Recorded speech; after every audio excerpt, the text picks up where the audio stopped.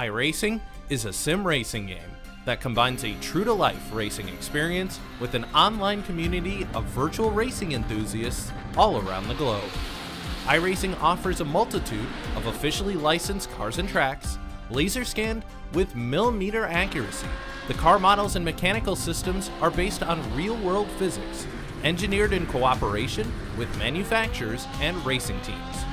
Our skill license system ranges from rookie to pro, ensuring members are always pitted against those with similar skill sets. Members are able to sign up for a weekly racing series, compete in time trials, host a private race with friends, and participate in racing leagues created and run by the community. With over 200,000 members, iRacing works in partnership with renowned motorsports organizations like NASCAR to deliver virtual races based on the real-life NASCAR Cup Series, as well as many other series on the NASCAR ladder. iRacing also features team racing, providing a variety of options for members to create and manage their own teams, race with friends or real-world teammates in full-length endurance events like the 24 Hours of Daytona, Spa 24, or the Bathurst 12-Hour. Participate in solo races, championship seasons, and hosted in league events with AI Racing. With a rapidly expanding catalog of 70-plus cars and 85-plus tracks from real-world racing series, test your abilities with challenging computer-based competition. Additional partners include IMSA, the World of Outlaws, and Supercars, allowing members to participate in their very own Bathurst 1000, Chili Bowl, Sebring 12-Hour, and many more iconic events. This is iRacing, delivering the most authentic racing experience short of getting into a real race car. Sign up today at iRacing.com.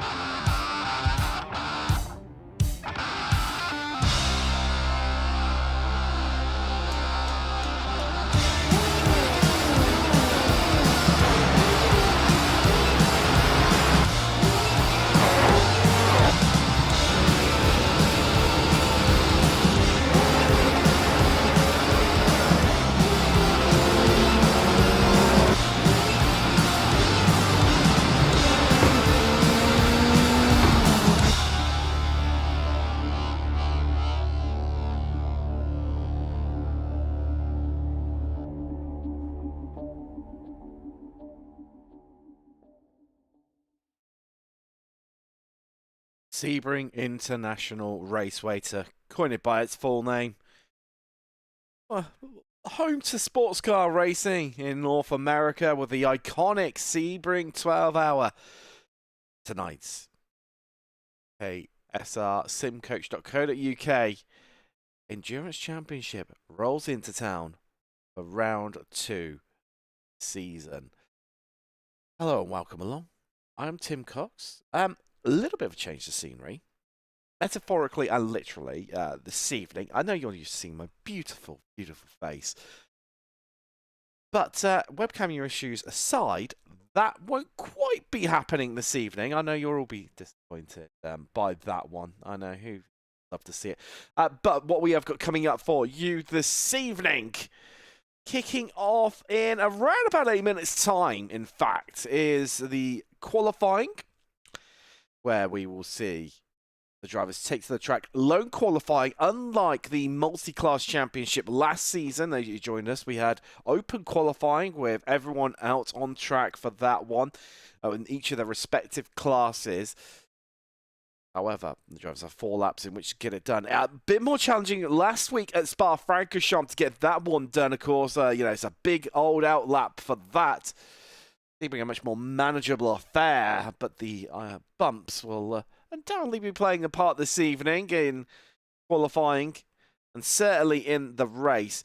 I can tell you, in fact, that it's looking like the status quo has been resumed. Need to mention as well, welcome along to Prestanda Nomad at 57 and 56 cars now entering in. Well, guess what they're in?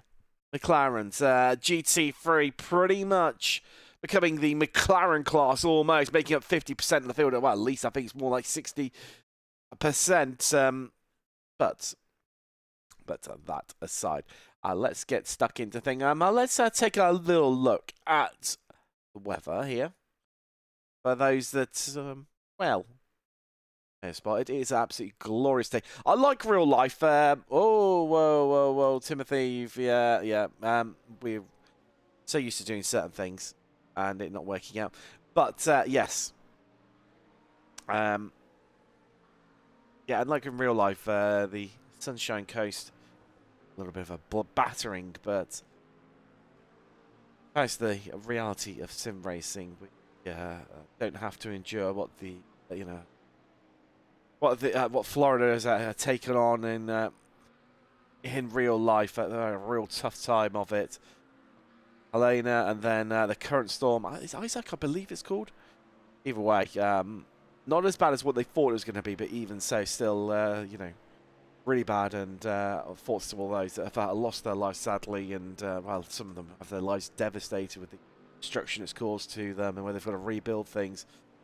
They hadn't even begun rebuilding after the previous storm, but no, good luck to them and change of fortunes. But that aside, let's get stuck into proceedings. Let's get down trackside, shall we? A lot of people still sat in the pit lane after the driver's brief, and well, top of practice in LMP2, Callum Regarten, or CRG as he calls himself by short.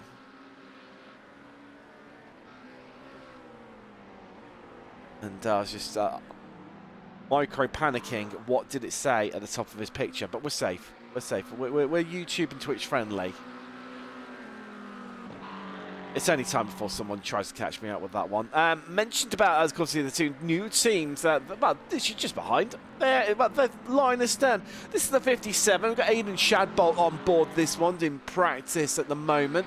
One of the two Prestanda Nomads newcomers to the championship, and he is going to be partnered by Ryan Scott Hamilton and Hakon Eid Lindmo. What a name. What a name. And then we've got, just in front of him on the track, in fact, there it is, flicking on by, is the 56, Chris Chatterton, currently in practice at the moment. He's going to be partnered up with Matthias Wadschau.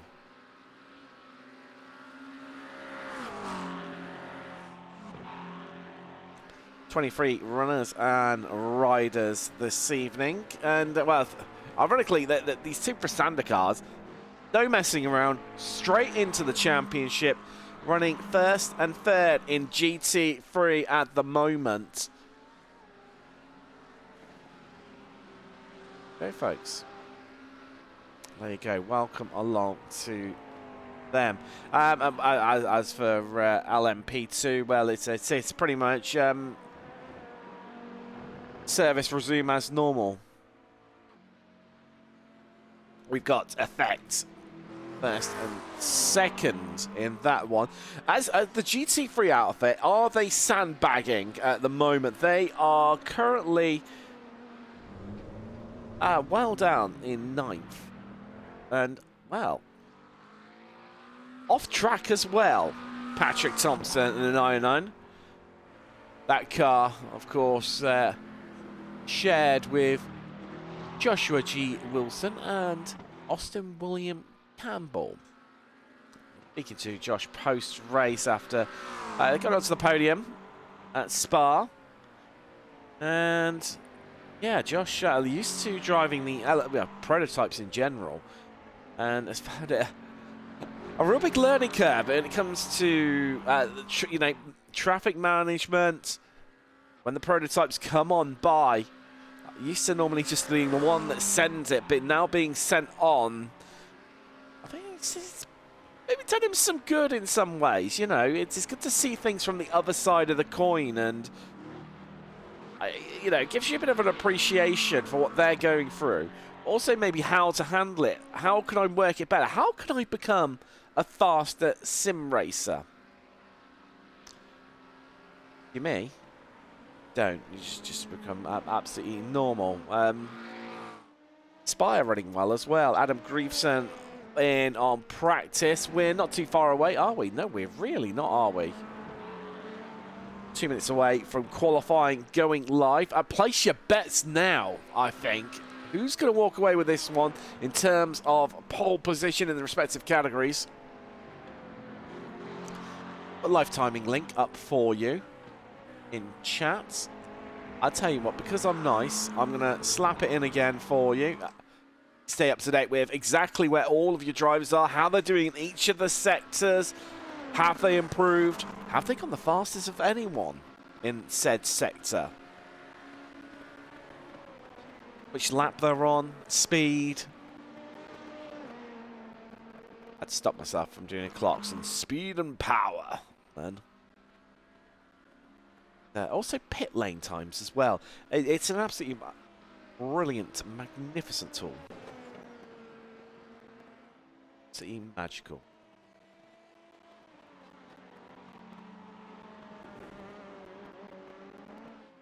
TNT up there as well. Everett Paddock. Not in the paddock. But the American hoping for a good race here at his home round of the season. The 59. He wants to watch out for potentially that car. I'd say it's looking explosive.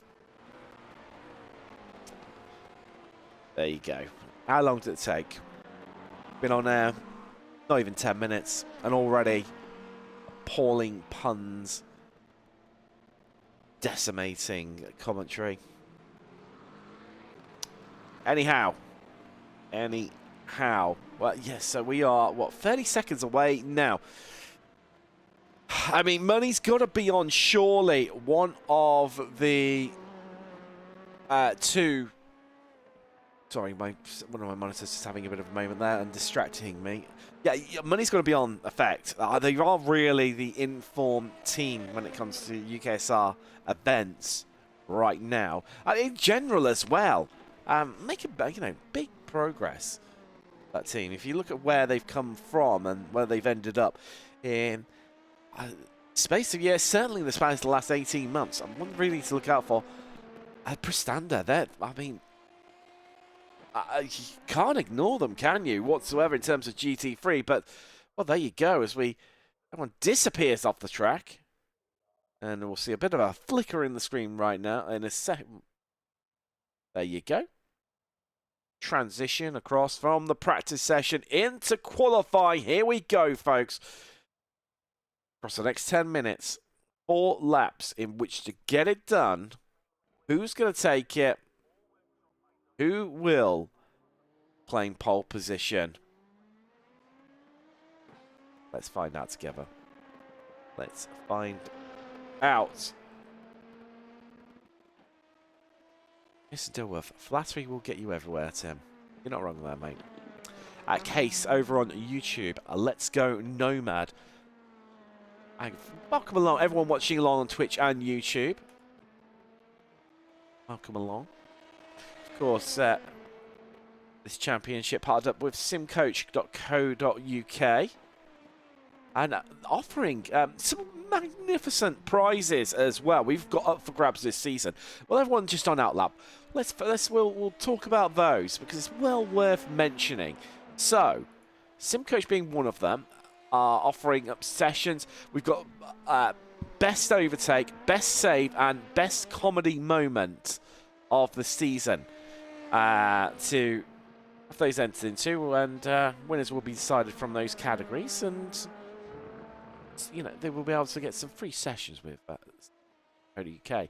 Also up for grabs for teams that are members of Motorsport UK. Sorry, I did an 18-hour shift last night, and yeah, bit of coffee.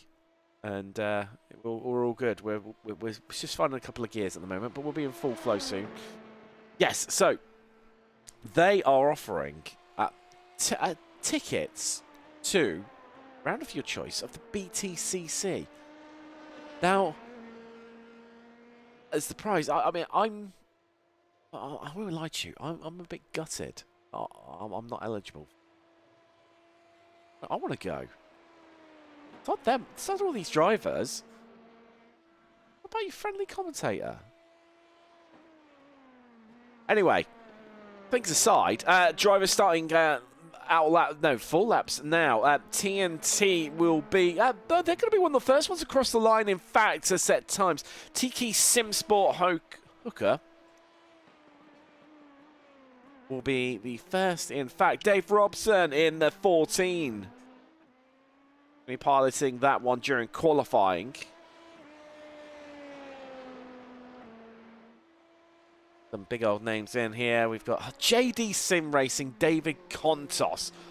Now that's a name I have not seen in a while. Obviously aside of the previous round. There he is. It's all of his glory. Fastest at the moment on track. Well, you guessed it. It's one of the effect cars. It's the 906, in fact. Jose Brum taking on qualifying for them. Fastest in, well, not in Sector 1. That still lies with TNT. But fastest in Sector 2, fastest in Sector 3, fastest in Sector 4. If you don't have the live timing link open, I encourage you to do so.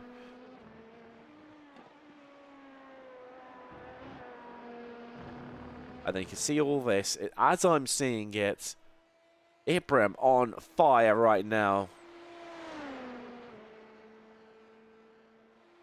Down the Ullman Straight into Sunset. And it's a bumpy old affair through there, isn't it? TNT with a benchmark of 146.968. This is surely going to be a new provisional pole time from the 906. And it is. They go nearly 2 tenths faster than TNT over the limit racing in GT3. Take initial pole for the first time, but it's the wrong stuff plaid in next, as it's all changed right now in GT3. But look at this, what I was going to say.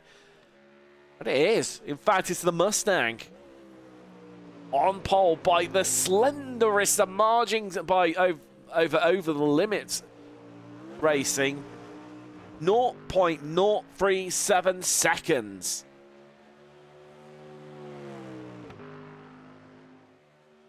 Well, there you go. You guessed it. Oh, they've headed straight off track. One of the Prestanda cars is the 57 that has claimed pole. Oh, that's a provisional pole. Cross line. So time's deleted, interestingly. And they're on an absolute flyer right now. It's the 908 Effect Simulations car. Alan Regarten taking on qualifying for them. Prestanda Nomad 56. A bit disappointing from them. They are going the slowest at the moment so far in GT3 qualifying. This is looking like an absolutely splendid lap. Contos setting a great lap there to go 11th overall.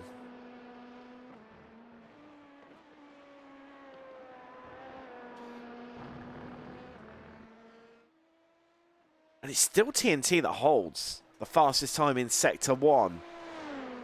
But now, right now, it's this car that we need to have our eyes on. Fastest in Sector 2, Sector 3 and 4. Not in 5, but it is a personal best. But what's it going to be in 6? And that is incredibly close to the wall. Incredibly close. Did they scrape it? No, they didn't. Time not deleted, and it's a mammoth lap. 0.6 of a second. What a lap from Callum Regarten in the 908 Effect Simulations car. Well, improving laps. This car making big improvements right now. I did single it out as not having the best first laps. The Prestanda Nomad 56, Chris Chatterton taking on qualifying for them. I only want team that have had their time deleted so far. That's the Effect Simulations 909, the McLaren running in GT3. There's eyes on this McLaren right now, the Prestanda 56. Welcome to the chat, as they say, at iRacing.es Scuderia. They go second, but wow, it's still 4 tenths slower than the sister 57 car. Showing Aiden Shadbolt digging out a biblical lap there for him. Just trying to keep half an eye on what else is happening.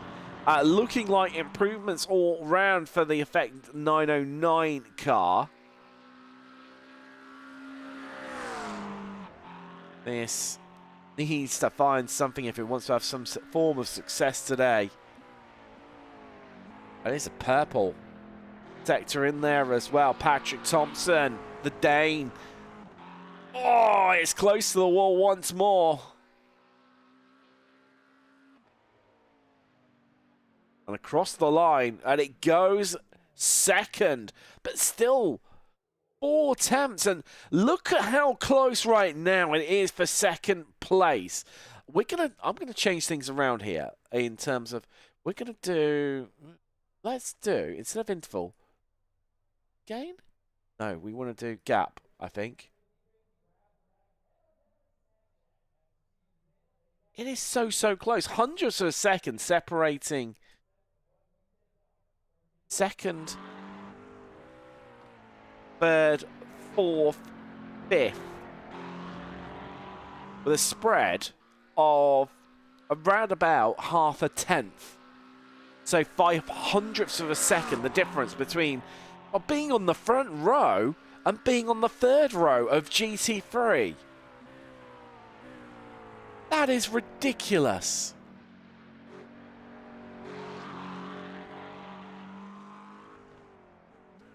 Talking of ridiculous, this looks like they're going faster once more. Mentioned them previously, JD Sim Racing Corvette, the only Corvette we've got in the field. Only two American brands, well, 2 American branded cars with this evening. Of course, the other one being the wrong stuff plaid Mustang, the 83. Well, this is surely going to be an improvement for the JD Sim Racing Corvette. Cross the line. And, well, shaves a couple of attempts off to, well, get a bit closer to the Mustang, but still remaining 6, still 4 attempts behind him. That top group looking like they're in a different league right now. And finding extra power. We've got new drivers on final laps at the wrong... Oh, no, we are. Where has that 10 minutes gone? There we go. Well, that's just done and dusted with qualifying. That is done and dusted with qualifying. And we'll flicker across into the warm-up session now. Warm up. Get a little bathroom break.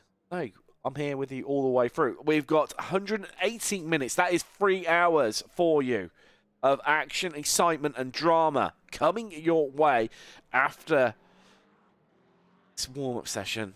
Drivers trying to compose themselves, gather their thoughts.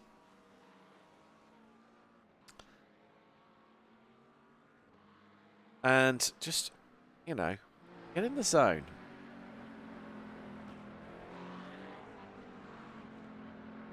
Let's have a little cross chat. Well, you've been busy, haven't you?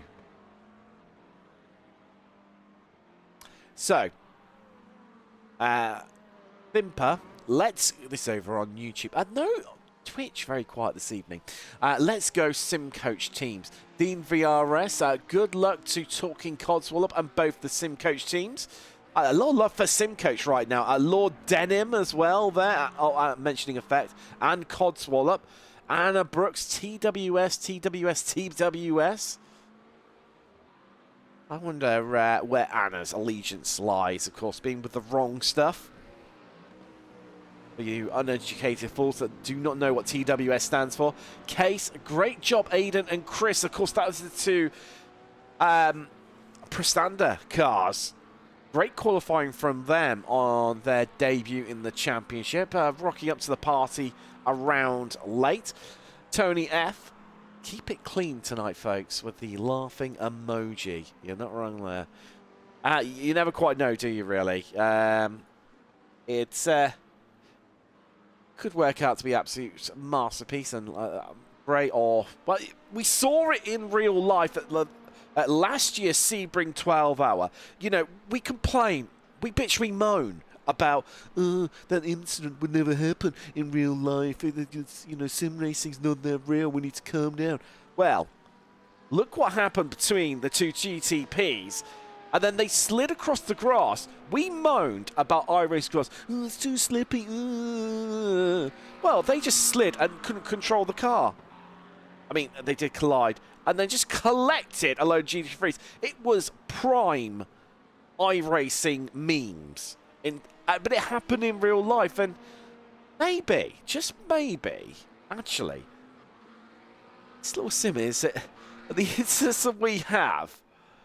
And maybe just a bit more realistic and happen in real life than actually we care to think about. Hashtag just saying. Lord Denim on YouTube. Maybe less issues for effect in the start since Joe's not driving today. Oh. Tim Brooks. Great first name, Tim. Go get 'em. The wrong stuff. We are, let's... those of you arriving later to the party, there's quite a few of you, and welcome along, though. Tuning in just in time. We are, well, we're about 90 seconds away from drivers taking to the grid. There is a link to the live timing. We've got a lot, obviously, going on this evening with driver changes, etc., pit stop strategy. See today with where everyone is on track, how they're doing, how they're performing, the gaps, etc. Great little accompaniment for you.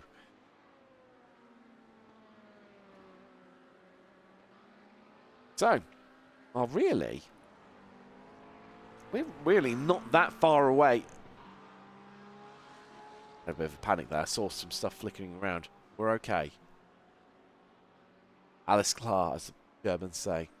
Which I do believe means all is well. Now, I could be horrifically wrong because I learnt that as a teenager off one of my friends.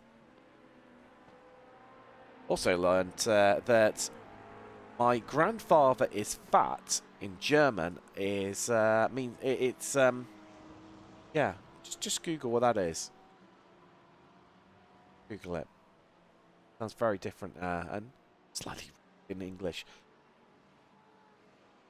My GCSE German memes aside, we are getting ever so close now. It's time to have a bit of predictions, isn't it, really? I mean, GTD in qualifying, that top group of 5, well, second, third, fourth, fifth, separated in the end by, well, so everyone disappears off track. We head across now into the race session. We can bring you up your grid. Go.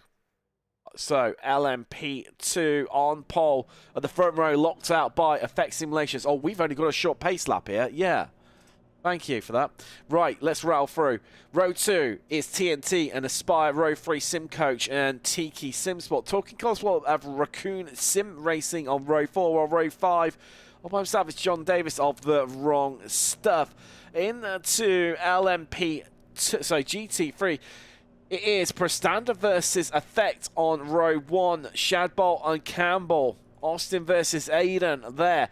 That's the second of the Prestanda cars next to Over the Limit Racing and row 2, with row 3 even, sorry, being The Wrong Stuff and JD Sim Racing.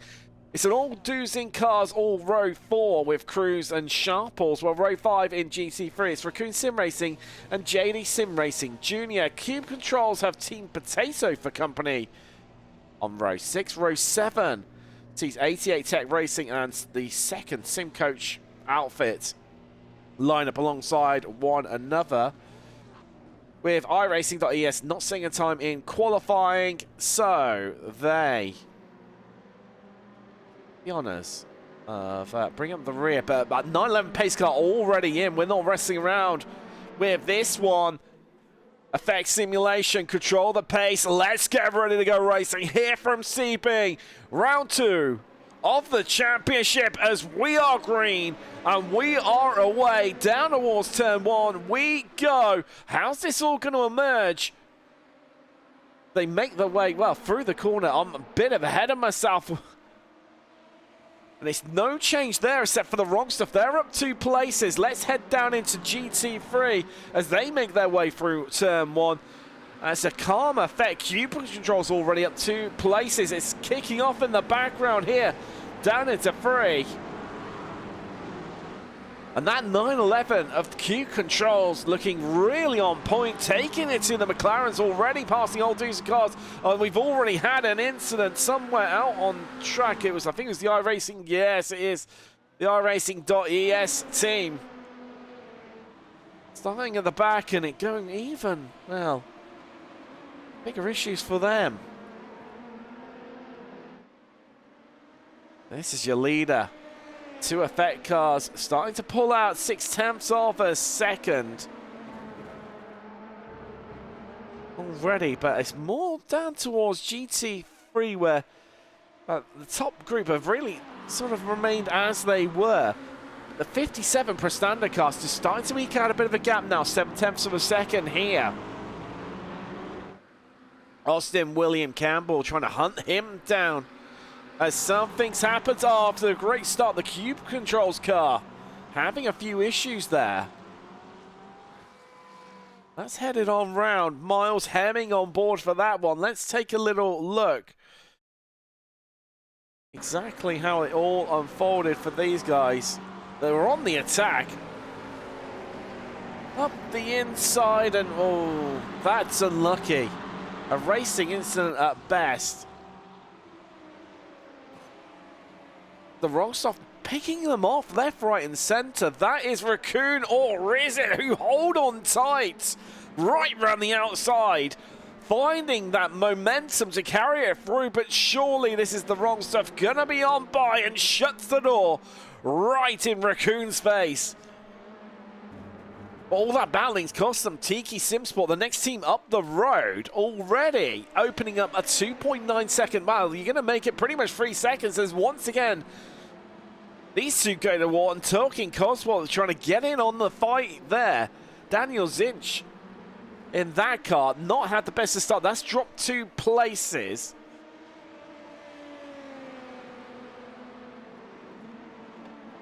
Simmers and settles down a little bit there, or does it?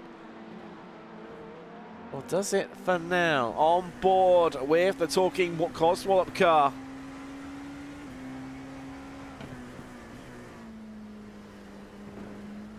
Differing lines and the wrong stuff just looking like it's just struggling there a little bit.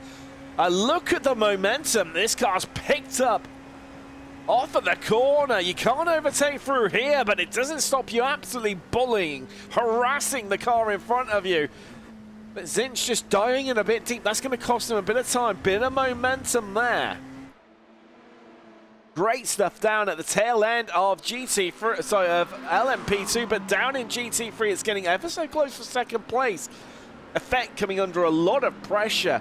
And already the Prestanda Nomad car 1.7 seconds away, and it could be a Prestanda 1-2, but it's not going to be this time. Chatterton not able to find a way by, but it's, look at the Porsche. Look at how that's coming on by. It's passing them left, right, and center. It's not the best in the straight line. The Mustang's there too. And Prestanda under a lot of pressure after going for second place, now looking like third place, is going to be taken away from them. But they've got the outside line off a Sunset. It gave them the momentum they needed to drive off the corner, and it's helped them.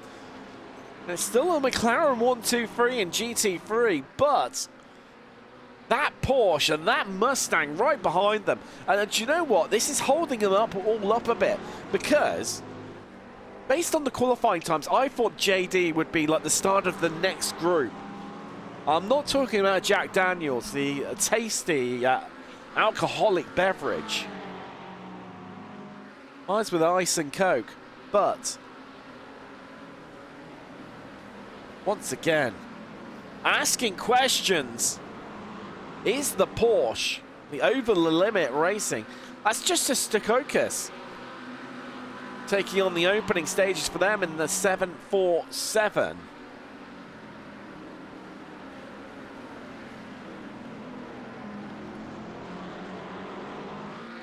And it's keeping everyone behind. As I was saying, I thought JD, based on the qualifying times, would be the start of the next group. But no, they're right in the fight. Also, old dudes in cars. Marvin Cruz piloting that one, and the Raccoon. That's Ruud Schrull, the Dutchman. 2 McLarens there.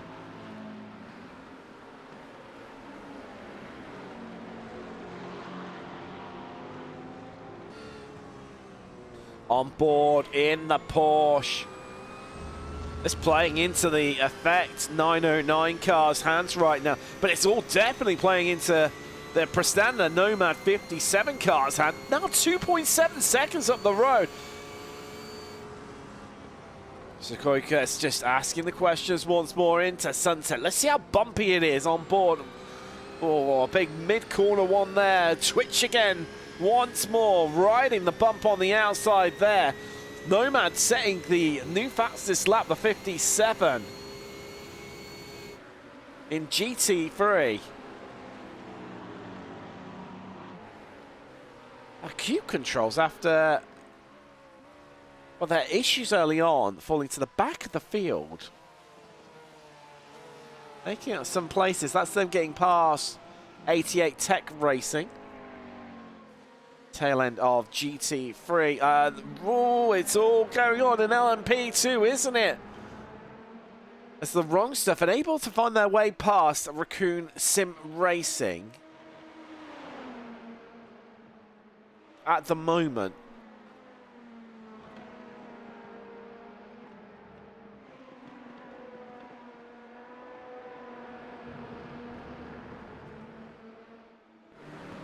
Back to what's happening in GT3. This is where all the action is.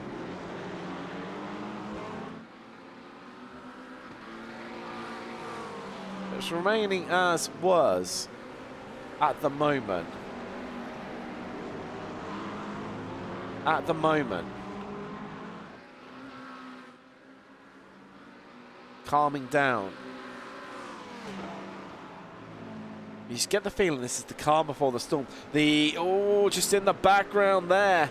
The Mustang just dropping off a little bit, just opening up that gap between himself and over the limit. But that is allowing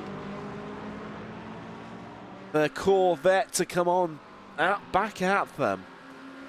Now the Raccoon Sim Racing car, that has dropped off the back of this group a little bit to the tune of 2.5 seconds. And been absorbed into the group behind. Oh man, you can really tell as it goes past you which car is the Mustang, can't you?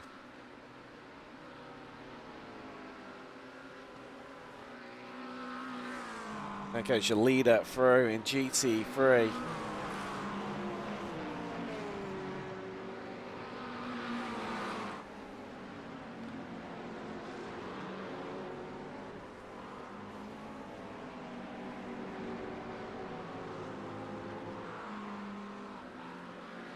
And still remaining quite calm. I thought this would kick off a little bit more in GT3 based on how they were going to go out. I mean, they are nose to tail.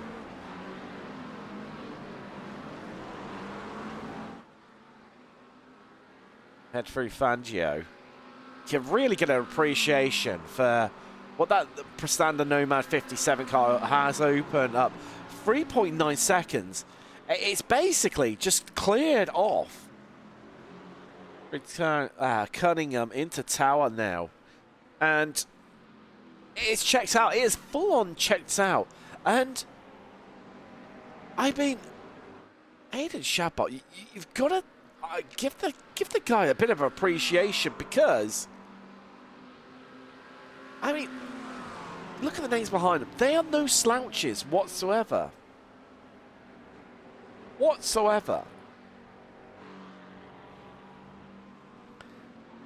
absolutely on fire right now. Absolutely on fire.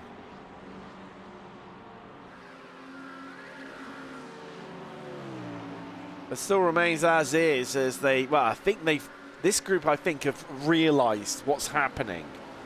And if they want to stand any chance of winning here today, they need to work together. They need to form a master plan here. To stop that Prestanda car just from clearing off into the distance. Let's have a look at what happened here in... Oh, no. Oh, it's all gone. Right, this was what happened to simcoach.co.uk car. Apparently he's had a bit of an issue. Oh, there you go. Round it goes. Oh, abandoned on the exit, but I got away with that one, luckily. Got away with it. Where are your lead? Well, I tell you, the front end of LMP2 not far away, and we are on lap 7, which is about right for them to be catching and coming on through the field. Keep half an eye on that one. It's a bit of old dudes in cars action. Clearly, the 4 feeling like it's being held up by the 8. 8 being piloted by Marvin Cruz. Darren Sharple's on board the 4 at the moment. And they've got Jamie Foster and the SimCoach blue car, the 7 Porsche, just behind.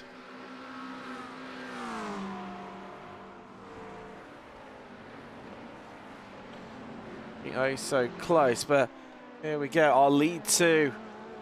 I mean, these two opening up a big old gap. The 2 effect cars, the 908 and the 906. 3.5 seconds over third place TNT, who themselves have got time in the bag to tune about 5 seconds ahead of 4th place Aspire.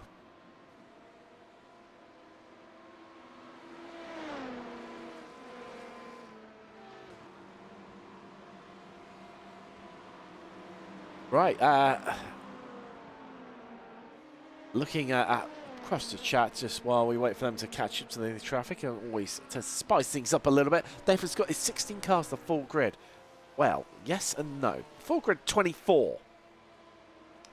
But we have got 9 in LMP2, the rest being made up of GT3s. Of course, you also tend to have it with endurance championships where, obviously, you know, you need numerous drivers. Well, we have a, you know, a sprint race at 60 minutes. I know in sim racing terms it's not, but going for the real world vibes here, it is.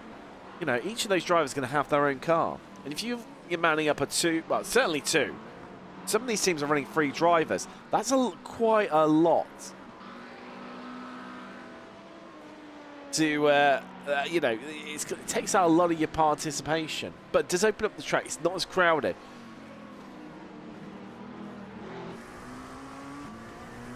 On board the 908 effect car.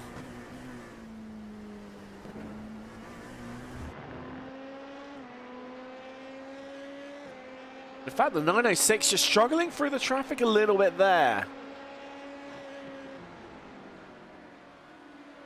Where it's gonna, this is where it starts to get oh so more challenging, because now we're coming up on battling groups. This next group ahead is the Old Dudes in Cars, SimCoach and JD car. Johnny Chavosa, oh, it's gonna take Booming Brave. We've got the overspeed to get that one done, and what's happening just behind them? That group, did they move on through? The second sister effect car now boxed in, finds a gap to squeeze on by does Ibram in the 906, and that group have not remained, what they say, have remained together amazingly. Now we've got a bit of a respite. Now we're coming up onto the next group, that battle for second effect, Prestanda and Over the Limit.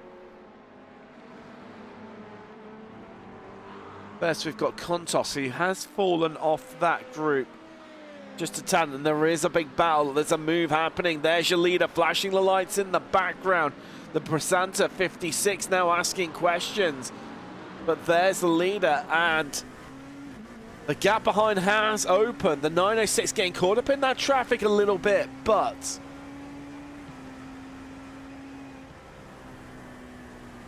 now it's trying to... Oh, almost having a lock-up, throwing off the anchors there around the outside of the Mustang. That's a case of picking them off one by one. And look at the time it is losing.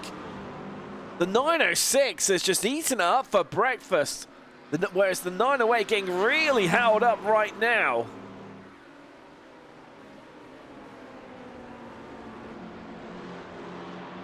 And now it's the time of the 906 to get held up as they head through Le Mans, having to zip in there. The 906 dip in behind the sister team running in GT3. That is the 909.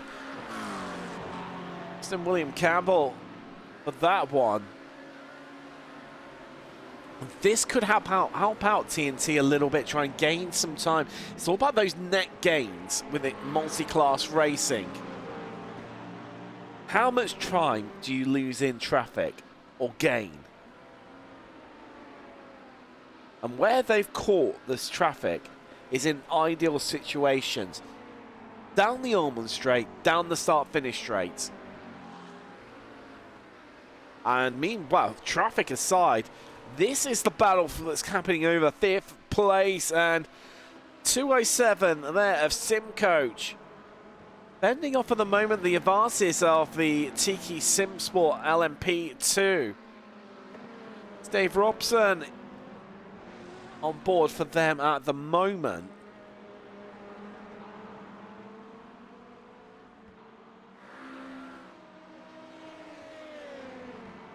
Things start to settle down once more. We're already 17 minutes into this. Where has the time gone?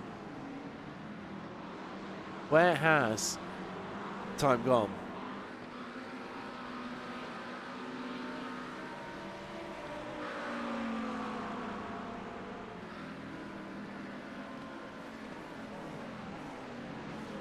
And this is really intensifying this battle right now, isn't it?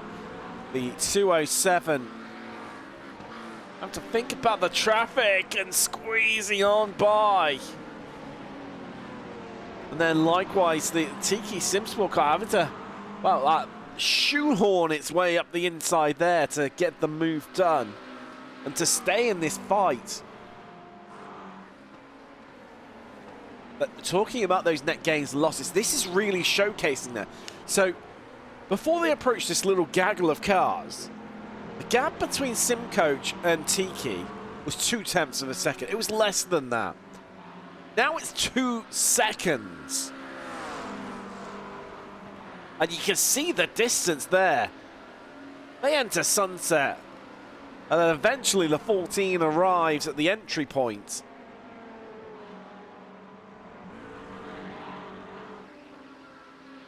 And traffic really costing quite a few of the LMP2s dearly, as a lot of love in the chat for the wrong stuff. And sorry, talking Codswap even, apologies. I was just having a bit of a moment there as I scanned across. But these two all over one another, literally, and there's almost contact there from the Raccoon car onto the back of Talking Codswallop. Burgess engaged in full attack mode right now in the 404. Down to the hairpin we go. And there's more traffic on the horizon. More stories to be told in this battle.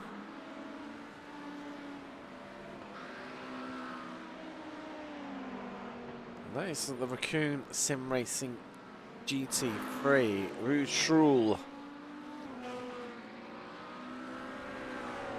Maybe going to give a couple of favours to the sister LMP2 team, just allowing them on by to stay in this fight. Whereas maybe if it hadn't been a sister team, I don't know, conspiracy theorists aside, might have just dipped into that gap and separated these two. Burgess is looking really, really aggressive, almost bullying Daniel Zinch off the road, filling his mirrors, trying to find a way past. But look at how close they are, almost side by side here. Surely this is going to be the move up the inside for the 404, and is it? Oh, they split the Mustang there. What a move. What a way to get that done. And now there's more traffic on the horizon, but the wrong stuff are now closing in as well. What a move that was, right around the outside. Spectacular stuff from Burgess and Zink. Surely that's going to be up there for a contender for best overtake of the season. We'll stick with them through this little bit of trial. They are separating out. Yeah, just a tad. Look at that, Raccoon making it work for them. But what we're going to do, I think it's worth maybe taking another little look. As we look down from the helicopter, you can see on the left, oh, it took a big squirrely moment there from Burgess and that Raccoon 404. As they went left and right of the Mustang. Oh, there's a change for a second. There you go in GT3. Prestanda, well, after knocking on the door numerous times, found a way past, only for Austin William Campbell just to say, no, mate. No, no, no. Back to where you belong. Back to third. Second place is mine. Wrong stuff's just starting to fall off. But Contos in that JD Sim Racing Corvette is keeping in there and has been brought back onto the tail end of this group once more. And here we go, defensive to the inside for the 909 effect. The 56 Prestanda car looks around the outside. They're squeezed high and wide there. Defensive moves and strats aside for the effect 909. But look at this Porsche. This is the one for me to keep an eye on.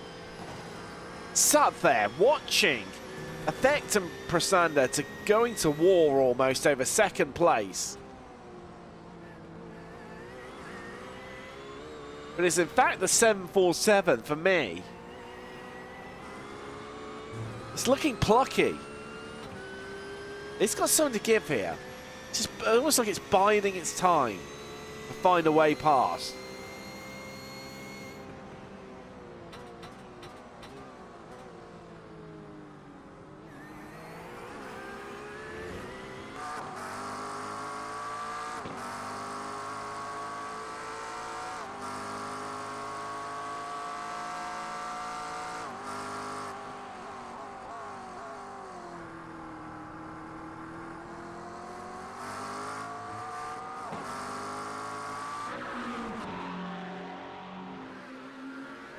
You get the feeling this is going to go on for a little while, don't you? You get that feeling.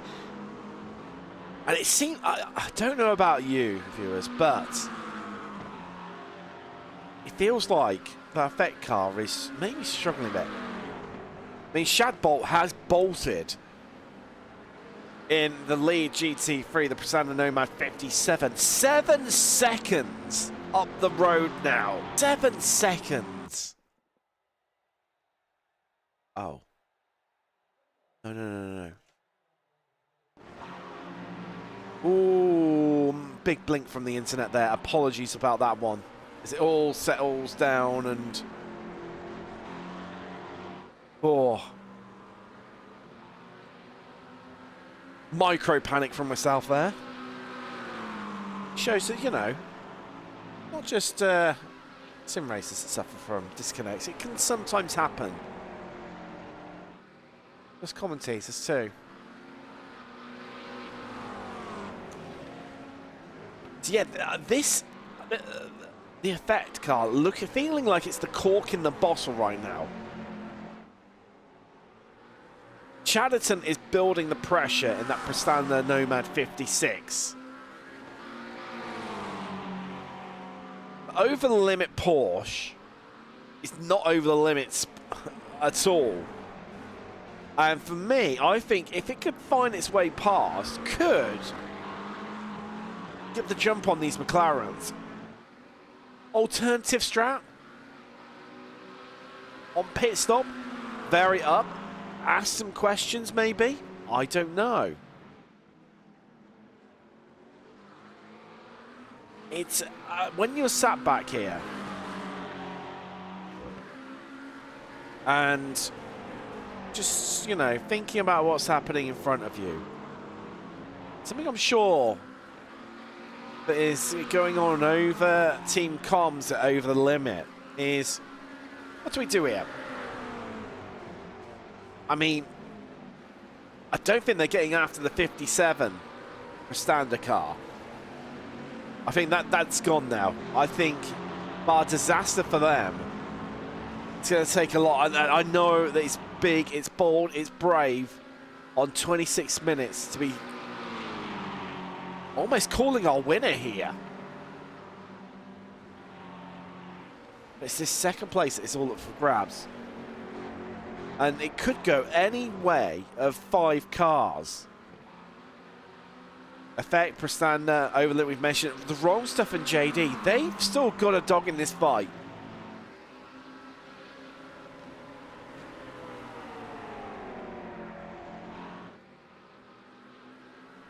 Oh, there's been a big old moment for the 88 Tech. Oh, shit, it's already had it. In front of, our leader, now second place car.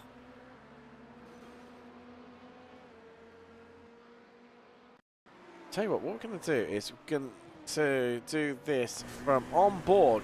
Oh! They tried to recover across the track into the pits.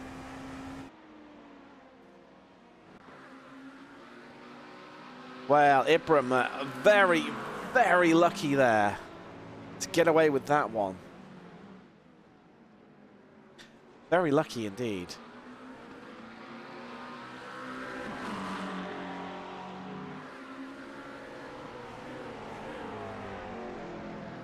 That's this battle in GT3 that's entertained. Oh, talking of entertained.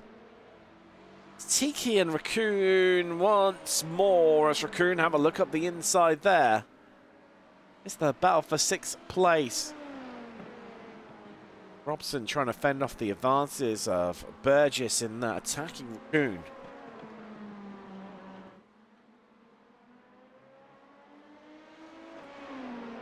I could show my age. Well, won't. Can't be. I got there, mate. I was actually, yeah. Did I get that? Probably got that about the same time as you mentioned it in chat. I've only just spotted it. Of course, yes. Very much a Code Brown moment as Tony F has coined it in chat. Justin B. Oh. Having apologies, that a few technical gremlins with us this evening. Internet. Looking out the window, it's absolutely shoddy weather here around this part. Shoddy weather. Not helping situation.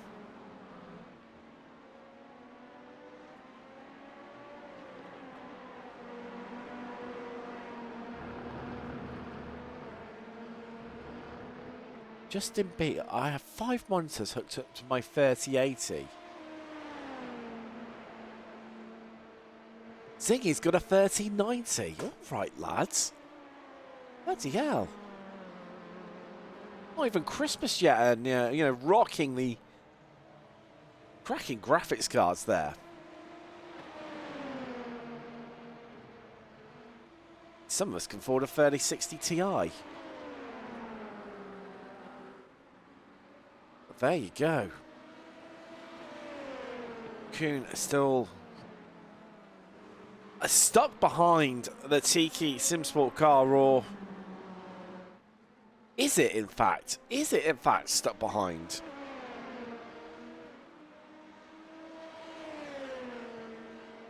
And is it more the case of it's just staying on, hitched up in the slipstream to stay on the coattails of the Tiki 14?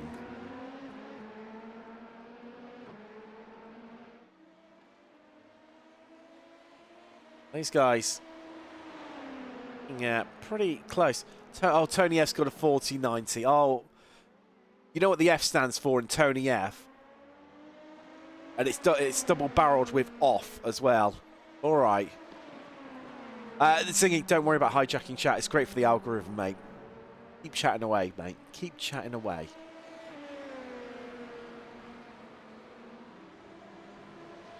Yes, so... this aside, I mean, also, maybe just finding a bit of a groove at the moment.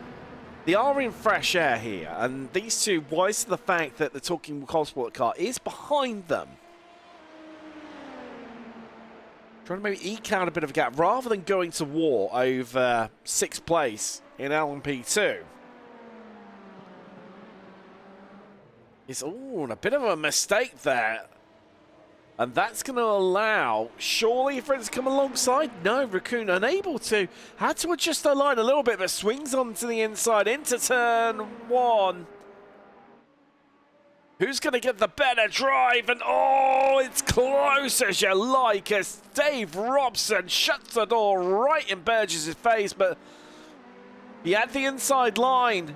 And I said about this. Look, it's brought the Codswallop car right back into the fight, right up onto the back of them. It shaved off a second just for battling away for a couple of corners. And will Daniel Zinch in that Talking Codswallop car be able to inflict more misery onto the Tiki Simsport hooker outfit? 14 struggling a bit right now, it seems. Maybe feeling a little bit bruised, a little bit disorientated, and runs in deep once more. A slight mistake there. And Daniel Zinch says, well, thank you very much. Running it in close there. Robson did not want to give that one up without a fight, but maybe it was inevitable. Those mistakes just costing him dearly.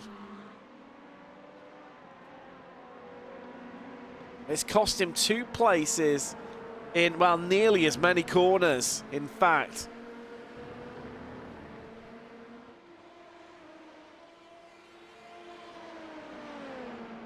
Of course, Paul Busby in the chat. Welcome along, sir. Great to have you on board.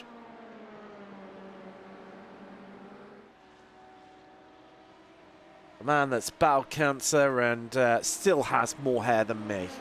Bastard. I hope you're having a great time consuming his weight in tequila. That sounded like that clipped the wall a little bit.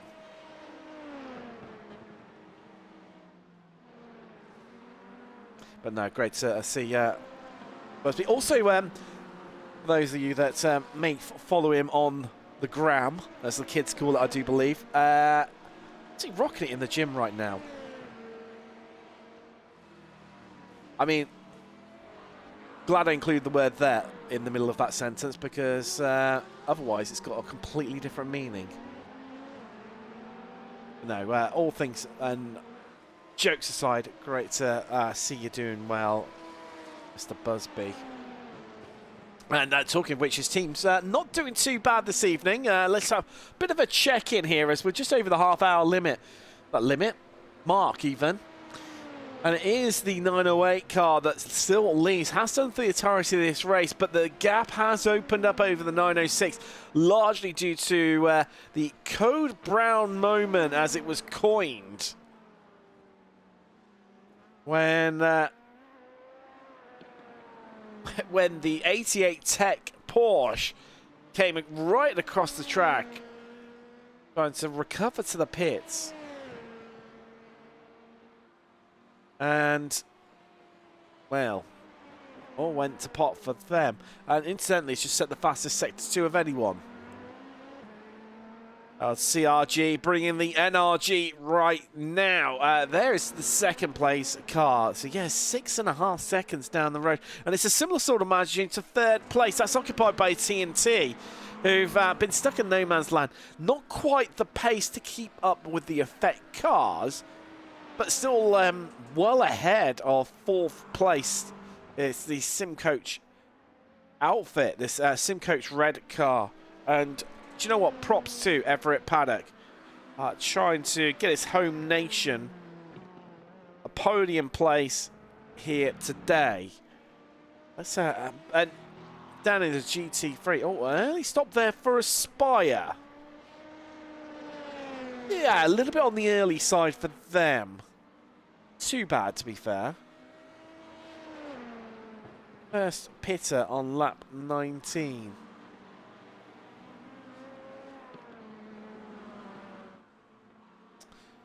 And so I'm just cross-referencing. We'll come to that in a moment. Let's talk about GT3 podium sitters for there. It is the 57 that's just, wow, just disappeared, really. 11 seconds the gap for Aiden Shadbolt. What a stint. What an opening first half hour for the Prasander Nomad 57 driver. Different gravy. Absolutely different. To put it in some contrast, he currently holds the fastest lap in GT3 at a 2 minute 0.7. 2 minutes dead, 7 tenths. Okay. Contrast, the next fastest lap in GT3 goes to Raccoon Sim Racing. 181 McLaren, a 201.3. That's 6 tenths difference. That's just based on the fastest laps. If you look at the last laps, I mean, last time around, 201.42 for this car on your screen right now. Group behind, 202.2. That's nearly a second difference. Disgusting. Absolutely disgusting. As you're enough to remember that meme. Oh, I'm really showing my age tonight, aren't I? Yeah, second place. I mean, this is...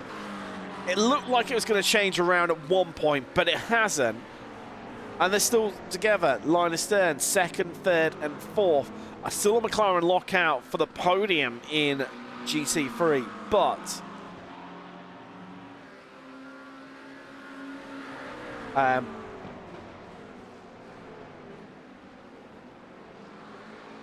it's this is a little bit different here. In early, the Effect car. So TNT up to second now. They've carried on by. Lovely. If you talk about on-point branding for Rolex. Hint, hint. If they would love to send me one. We've got a driver change as well for the 906. Cam Brown getting into the car. Tewkesbury will make it past, but they're heading into the pits for SimCoach. Raccoon go, well, they a little bit further behind, aren't they? They're visiting as well. I mean, after a lot of these cars have just cleared some GT3 traffic. Would they have been better coming in a lap earlier? So pretty much the entirety of the field descends in. And our top two of Effect. Well, there goes the second Effect. The first one started off the large amount of pit stops. So driver changes, quite a few of them. SimCoach Red, Spencer Duquette has got in the car there. Aspire carrying on by, but they had stopped actually a couple of laps earlier. Yeah, they were the first stopper. Ooh, that's looking like that could have worked out really well for Aspire. Reeveson, you little legend. Dave Robson still remains in the Tiki Sim spot. Talking Coswallop, that's Andy Barg on the car. I'm a poet, but I don't know it. And the wrong stuff.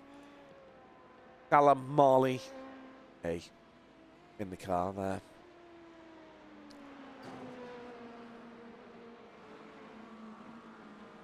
So TNT have come in, but 908 carry on by again. Great mileage out of the 908 right now. This little lot still battle and scrap away.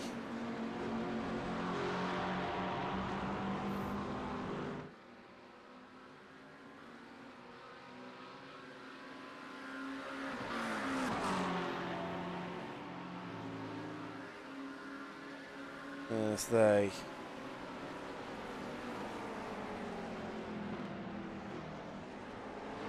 go show the way through. Chad's just playing me a bit there. I thought they're coming in. Drive change for TNT in LMP2. Where is Cam Brown? There he is. So that car is going to reclaim second place. But I think TNT have. Well, there you go. Coming out of pit road. I think they might have gained a bit of time. That was about 7 seconds before the pit stop. I think they've gained about 2 seconds there. Which is odd because they were stationary for 2 seconds longer. Interesting. Okay, so it's about 1.2 seconds difference.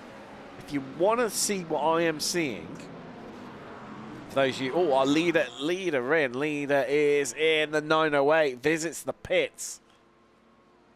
And what a stint for Carlton Green-Garten. Only has he opened up this big gap, but also the mileage he's got out of that car is crazy.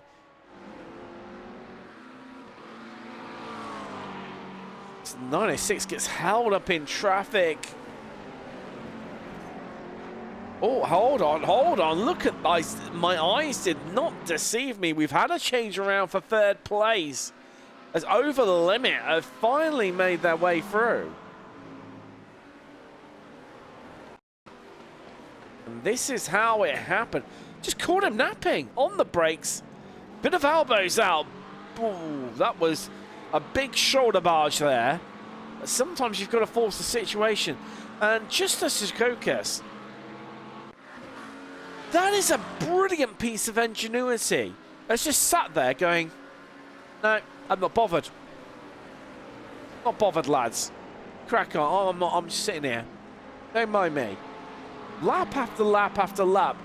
Chatterton built up a false sense of security. Well, Stokers went, yeah, I think it's time now. And just didn't send it in the true terms of send it, in my opinion. Just went, oh, there you go. And Chatterton just wasn't expecting it. So fixated he had become in the effect car in front of him that the gap was there, and Secocas went, yeah, I've got you, mate. I've got you. And the wrong stuff now really catching up. That Corvette of David Contos, the JD Sim Racing car. Now that, for me, that is the interesting one. Contos was involved in the first ever endurance championship that I covered. I've seen this guy a lot in endurance formats. Now, I think he's got something up his sleeve. He's, for me, he's the danger man of this. Things getting close in LMP2. So this has switched around at some stage, and I think it was during the pits. Because I'm sure the wrong stuff before the round of pit stops were ahead of Talking Codswallop.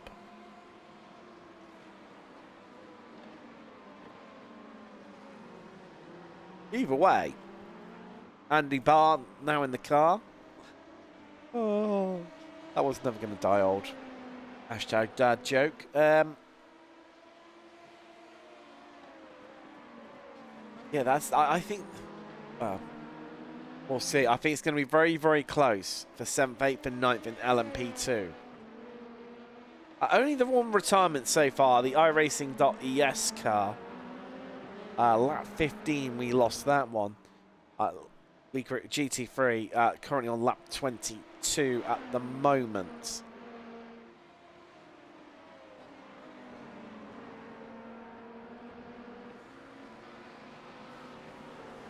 Let's have further down into the depths of talking of GT3. First got into the pits comes the Q controls, talking of GT3. But it is what's happening just in front of him. Sim Coach having to defend here from JD Sim Racing Jr. There's a battle on. It's almost 3-1 across the start-finish line in LMP2. As Robson has picked one of them off. And that is the talking Coswallop car.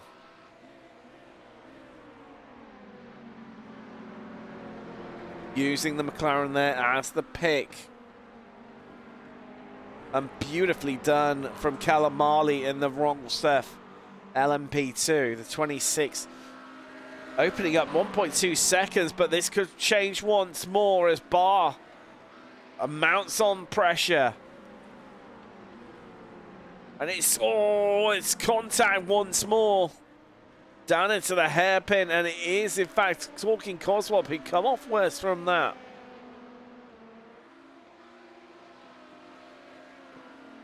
Who lose 2 places.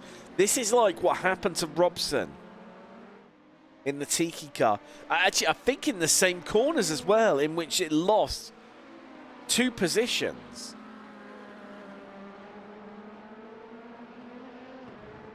Wow, same outcome, just a different car this time. So take a little bit of a look and a bit of consideration for what's happening for second place. Over the limit still, wow, they've caught up to the back of the Effect car, Effect McLaren. Now, does he play exactly the same game as what he did to Chandson? Sit behind, not threaten, just maybe a bit close, but just, you know, think, lull them into a false sense of security that they're just, you know, I'm no threat. Well, maybe not on the brakes. Oh, and can't quite get it done. Secocas in that Porsche. It wasn't over the limit racing then. But it is close nonetheless. We are, man, nearly 10 minutes away from completing our first hour here.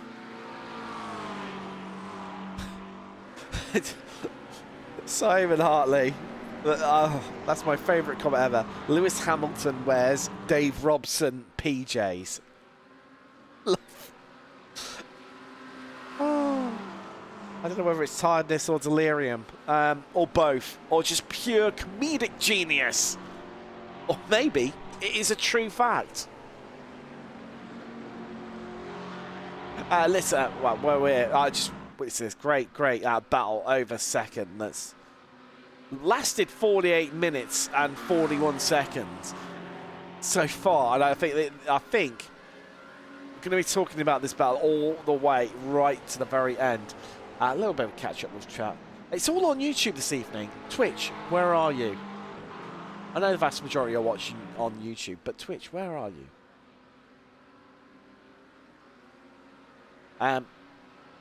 Right, what have we got here? So, Jimmy Bobby, my brushes is my first stint. Good job.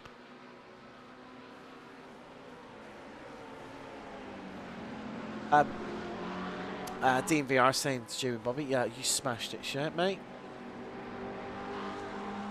Oh, that's in very early. That's in very early.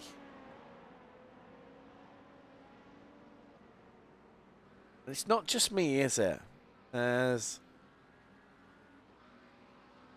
Okay, are they running some alternative strat? No. Get yourself in a bit of fresh air and lay down some laps. Hasn't come off track.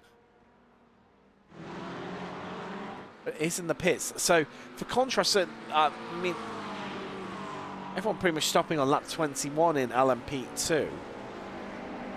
We're now on lap 27, or 28.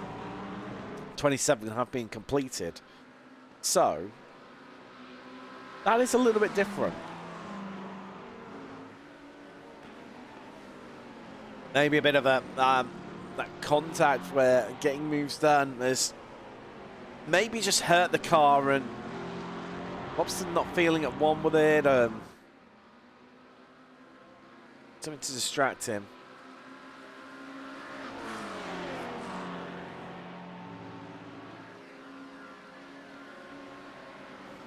Oh, Secocas up the inside. He thought about it. He thought about dipping back in again once more. And then he lunged, used the LMP2 there to try and get on by. That is Spencer Duquette in the SimCoach.co.uk red car. And right now, I am loving this Porsche. And it's almost like, right, okay, right, we're right at the end of our stint here. We're sticking on new tyres. Let's just shred out these ones. Let's go for it. We've got nothing to lose here. We've sat behind Effect and Prestanda, and they've done nothing in terms of, you know, keeping up with Chabot, who's, well, yeah, that's just gone. 15 seconds up the road. Gone. So we need to control our own race here. We need to get past these guys. We need to get in second, clear off, leave them to scrap away for third. You know, they've got a podium place. Potentially they can get on. We want to cement ours. But LMP2 once more getting involved, playing its part of the story here. Secocas unable to utilise the gap created by them to get this over-limit racing Porsche alongside.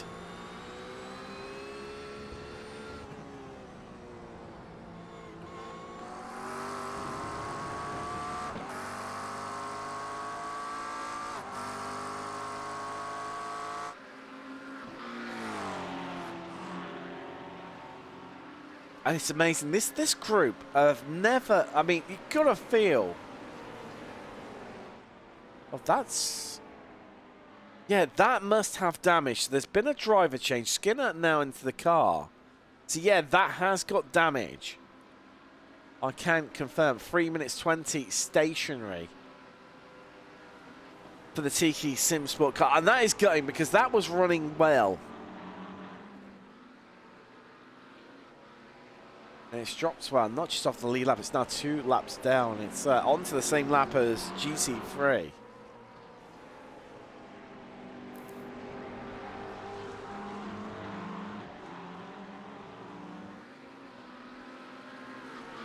There is one definite point. Tap up to. Yeah, TNT have been. Now, after the round of pit stops, the gap was about 5 seconds. Now it's not. That has just been chipped away at by Benjamin Lindsay in the TNT car behind. Last time by, they were half a second faster than the Effect 906. Now have Cam Brown at the helm. And Lindsay finding pace in that TNT LMP2 right now, where certainly the 906 Effect car unable to find. But as the late great Murray Walker said, catching people is one thing, but passing them is completely different altogether. And I mean, with the amount of pace difference per lap, we'll keep half an eye on this one, because this one, it's been a slow burner. It's caught me napping a little bit, but I mean that Code Brown for Ibram moment in the first stint for the 906. Definitely helped to close the gap. I mean, that had to throw out the anchor and pretty much come to a standstill almost to avoid the recovering 88 Tech Racing 911. But does not truly account for pace differential right now. And I think Lindsay's going to be at least 2 tenths faster this lap compared to the Effect 906.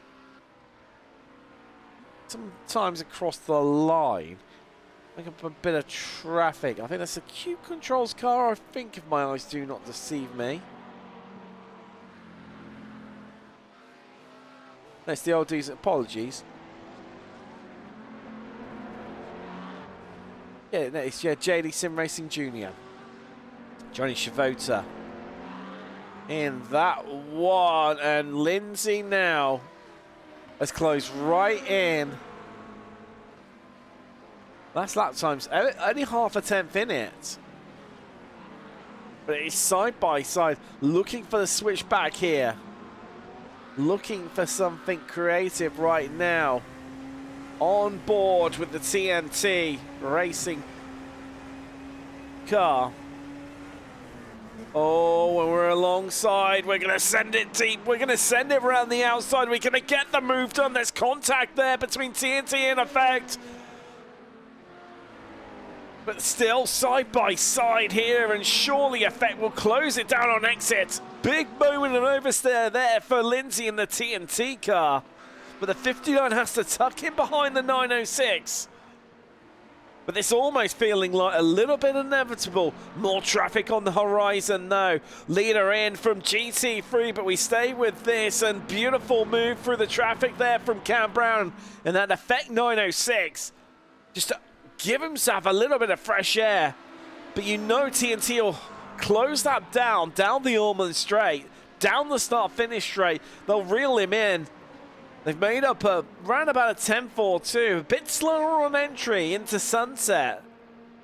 But it's all about your exits sometimes. But Cam Brown looking like the stronger car through there. Wrong stuff in GT3. A hive of activity as we reach this hour mark. 57 minutes they've gone. Also, we've got old dudes in cars. All McLaren's in. Raccoon and also the second old dudes in cars car. But with the exception of the Mustang, of course, of the wrong stuff.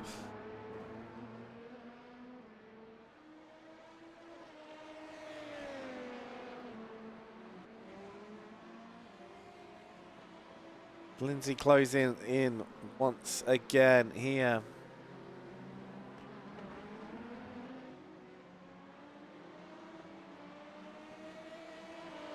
It's down to a 10th. Paul's alongside. Pulled this same sort of move last time around. Goes deep. And Brown is wise to it. Just enough there to cast a little bit of doubt into Lindsay's mind. He's looking for the switch back there, darting across the track, trying to get back on that racing line.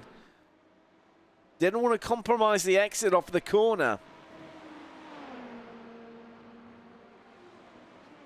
And Lindsay right now is ducking, dodging, dipping around like a lightweight boxer, agile. Missing the punches, but in fact it's TNT that are applying the punches right now to Effect 906. We've got Over the Limit and Prestanda Nomad into the pits. Now this is interesting because JD Sim Racing in as well. That's the Corvette coming on down pit road. So you've now got to ask the question,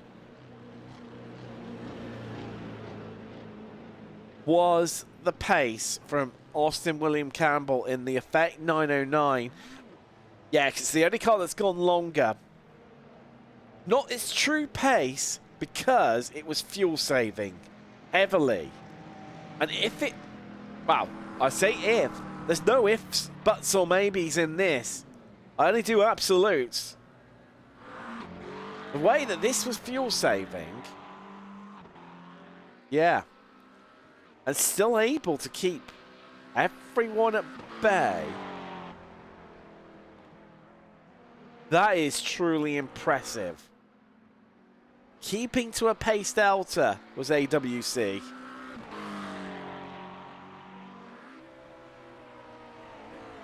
And all of a sudden it changed, and you've got to now think, well, over the limit. No driver change for them. So we have had driver changes. What will be your provisional leader? Well, they're still scrapping away. If you wondered what was going on for the battle for second in LMP2. Lindsay, about as agile as a water boatman right now. That car is looking really darty. Fun and engaging to drive.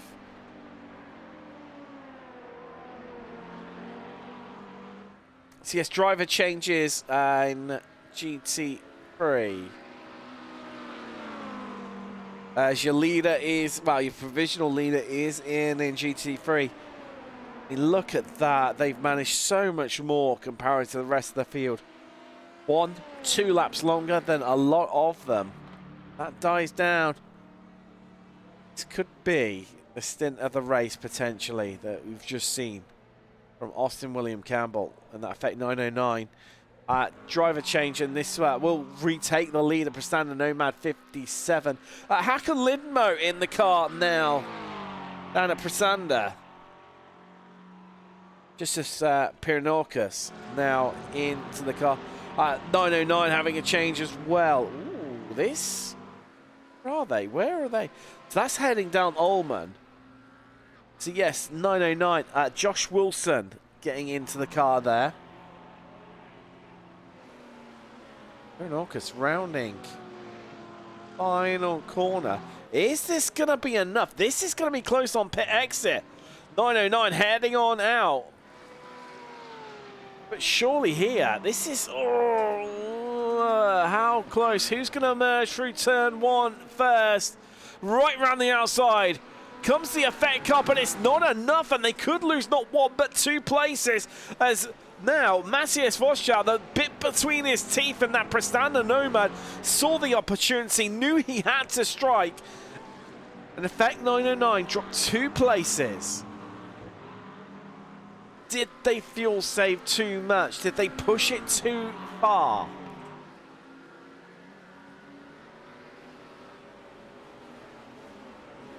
I think one thing we can assume, though, is that Pyranorcus is not fuel saving. And over the limit, it's going to be interesting to see what they do with that Porsche between now and the end of the race. Because I think for them, it's just like, do you know what? You lot play your games. You lot fuel save. We're off. See you later. Just leave us alone. Already nearly a second clear of the Prestanda 56.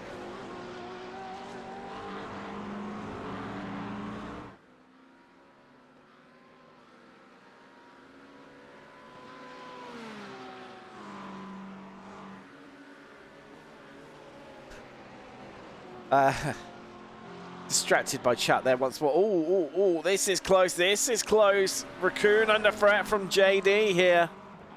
So these two have changed around in the round of pit stops. Lot has changed around here. Different strats being played out. They've now got the old deucing cars. That's the 4 Casper Brockner now in the car for them. Kontos has stayed in. Likewise, Sanders has stayed in the Raccoon McLaren. That JD car has lost a whole heap of time. Because Brooks is 10 seconds up the road in the Rotten Stuff McLaren. I can't see that it's came off the road. Hasn't lost a whole heap of time down pit road. Maybe a couple of seconds when you compare it to everyone else's time. But there you go. Oh, Kontos slides by. And Casper Broughton is saying, do you know what? You've created a void there. I'm coming on through too. And in one corner, Sanders drops 2 places in the Raccoon McLaren. That drops down to 17th overall. That's 9th in class for them.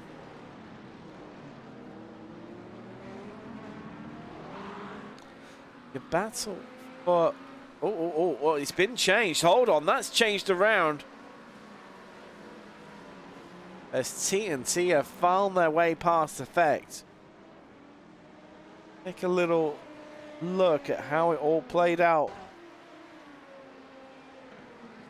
Into the hairpin, sent it in deep, right round the outside, tried to hang it on by, and then just use that outside line to have more momentum, get the drive off of the corner. Kept it in side by side, and again, just delved into the corner. And that was enough to carry the momentum of the corner to slow up Cam Brown in the Effect 906. Still gave it another valiant fight back. You're getting to see these pictures live. Too busy watching the GT3 battle.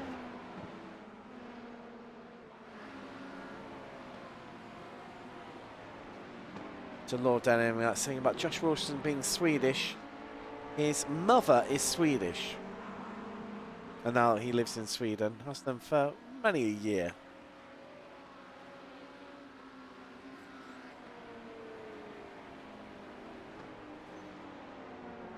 So, things changing around here quite a bit.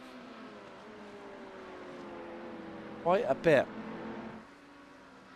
Now, this is the one interesting car.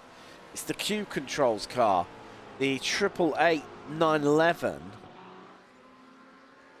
Now on to the back of Daniel Pay of Old Dudes and Cars, their 8 machine. And that is... That, I think, that the 88 Tech car.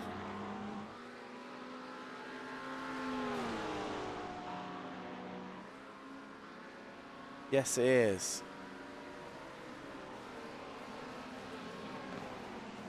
Yes, it is. And that is well, a name we haven't really mentioned or released on, the Aspire Racing Team 369. Adam Greveson, who's had a pretty quiet race. We haven't mentioned him so far. Only taken well over an hour to mention about Aspire. But started in 4th. They're currently in 4th. They've got the 18 seconds behind the TNT and Effect dynamic that's going on over 2nd. And they've got 41 seconds in the bank against simcoach.co.uk Red. Who, as I say, 41.5 seconds down the road. We're in a lovely little bumble, and there they remain. There they remain. And I'm a bit surprised by this one, because I thought Over the Limit would clear off into the distance. But it hasn't worked out like that, and right now, the Prestanda Nomad 56 that I stand 3rd for a while, it remains there, but with a different car in front of it. It was the Effect Simulation 909 that, well, looked like this one. Got it wrapped up with some great fuel saving, running, you know, great mileage in the car, running a lap longer than the previous last stopper, 2 laps the more than a fair few of the GT3s.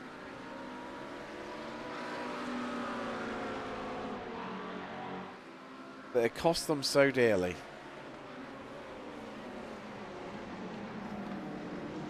Cost them so dearly.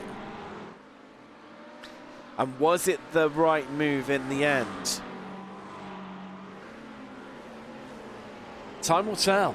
I can tell you that we will definitely have the answer in 1 hour and 50 minutes time, because that's when we'll be taking the checker flag. Oh, and this is where it gets so stressful. You've got a bit of, you know, the faster cars coming through. That is the Andy Barr and the Talking Codswallop LMP2 that's having started 7th is in 8th now.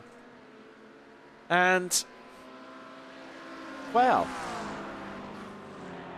you know, it's what do you do? What do you do? It's nothing you can do at times. Defense is the answer there. I love that there. Justus Pyranokis just showing a bit of a gap there.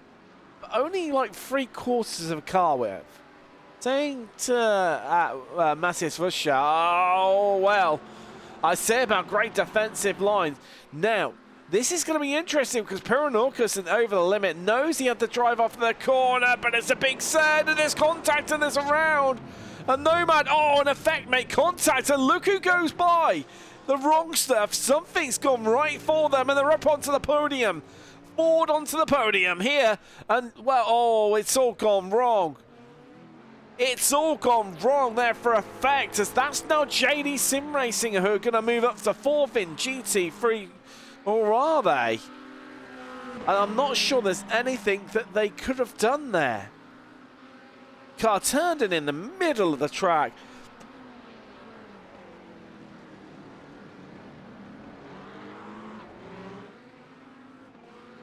See how this just emanates. This, I mean, it was a big contact at the front. And now effect well, they've got questions to ask themselves. How do they play this one out? Do you try and limp along it with whatever damage that you've got there? Is the car okay? Can we, you know, try and drive a bit deeper into this stint, or do we just, do you know what? Admit defeat, come in, get it repaired, get back out on track. Still got a lot of racing to do. Right, let's get some replays of exactly. I mean, it was side by side, but watch out, just had a big lunge up the inside. He was left enough room, but the contact tipped him around. An effect, nothing that they could have done there. And, oh, okay.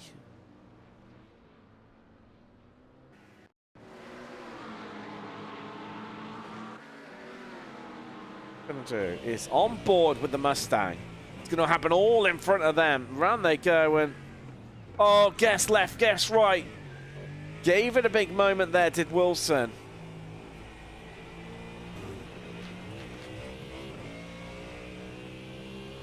You can't love the sound of that Mustang. I'm sorry. It's on board in the McLaren. Wilson's perspective could feel it happening in front. Saw it. Thought it was going to spin out and drift out wide to the right. So guess left, and then it just rolled a bit forward, and then.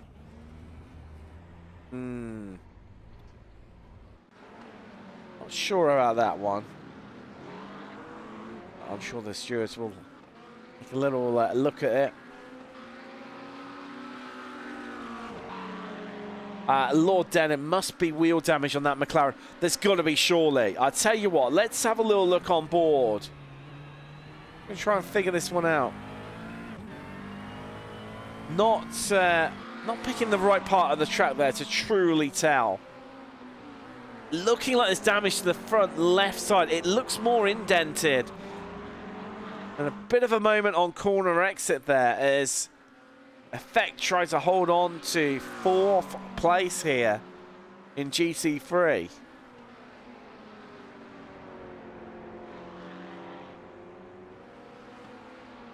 And you've got to ask, with that extra lap, with all that attempted fuel saving, if they hadn't have done it, they probably would have been clear.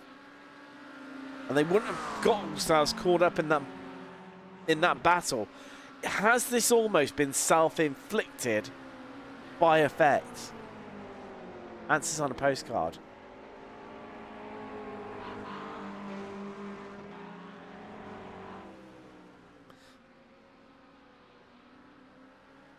And this is now a good place to... Don't know about you guys, that's looking pretty straight to me.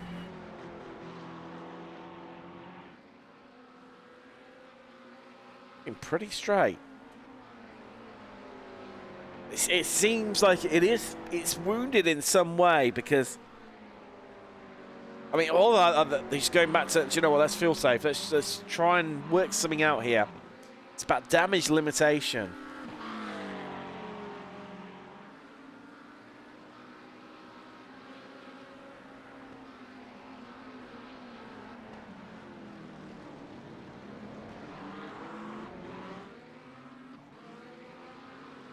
All about the damage limitation now.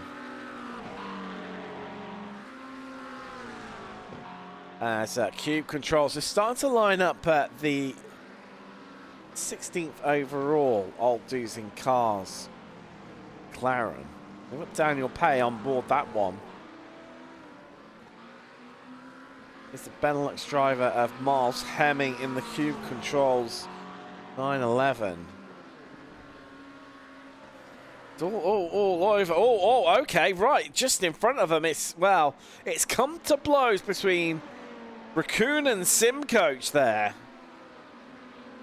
Halfway into the lap. What has happened between them?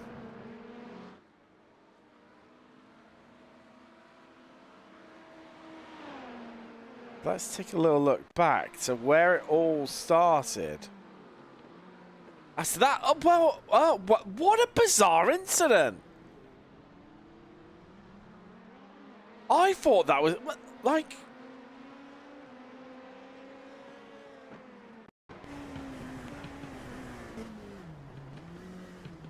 The cat... I had a sympathy. How? Okay.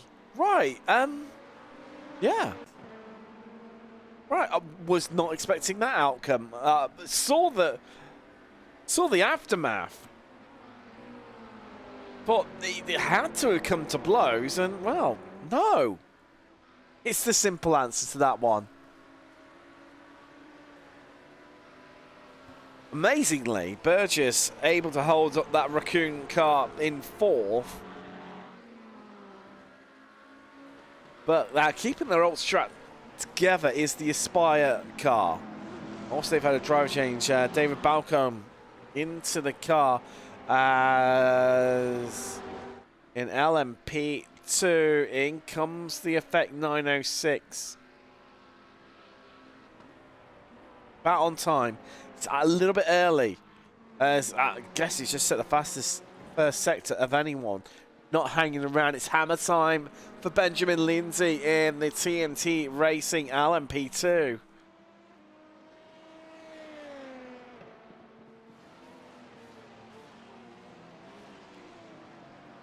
That pushes on. And the 56 there still, well, looked like it's going to be a great debut in the championship for Prasanna Nomads, but both their cars, it's not to be. Not to be.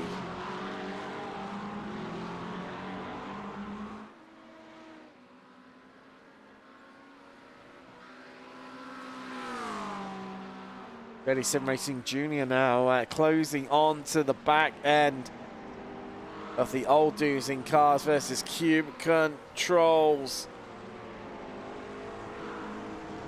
Interesting though, the Cube Controls car 911 just opening up the corner. Flung it out wide to the outside. Knew he had got P2 trying to come on by.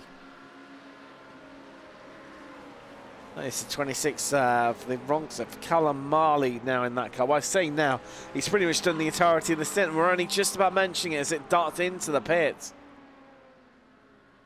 Raccoon also in for a little bit of an excursion.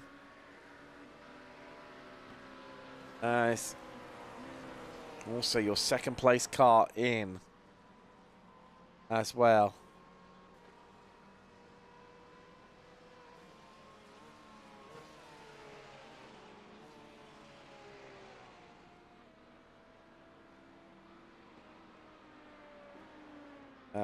Oh, we've had a change around in GT. Oh, okay. Unsighted. Tried to let the LMP2 by.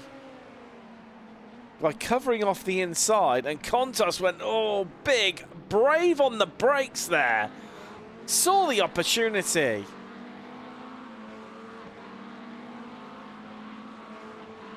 And almost a bit of a simp move there from Wilson.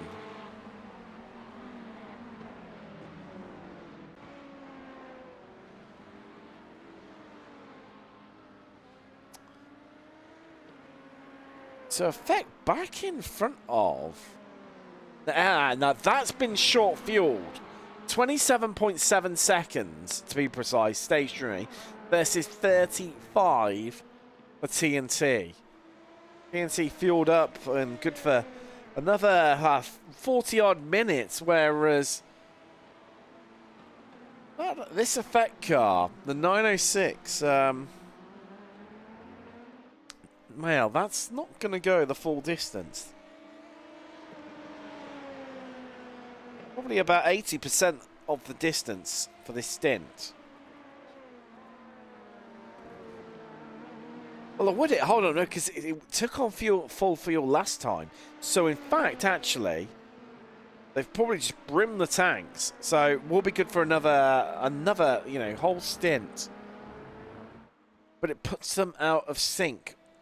TNT. Was this always originally the plan?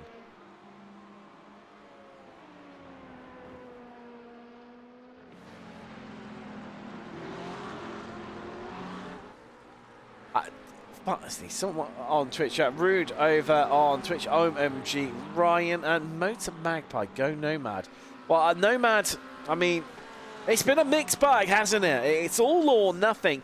You're either leading by 17 seconds in your class, or you've had to retire the car. Just the 2 retirements so far. One of them being the Presanda Nomad 56, the one being iRacing.es. McLaren and a Porsche, respectively. 88 Tech are, well, a couple of laps down, but they're still out there, still battling away.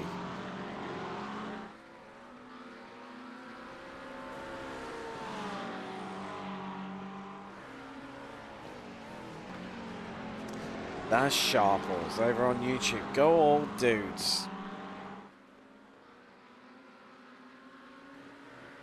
They've had plenty of airtime to, well, certainly more the 8 has. The 4 maybe not so much. It's now just in a little bit of a microclimate of itself. 11 seconds ahead of Raccoon, and only 1.7 seconds behind. Well, it's got to be there's got to be damage to that car. It can't have lost that much pace, surely. Or maybe just playing into Wilson's mind a little bit. Right, so it's sowed that seed of doubt.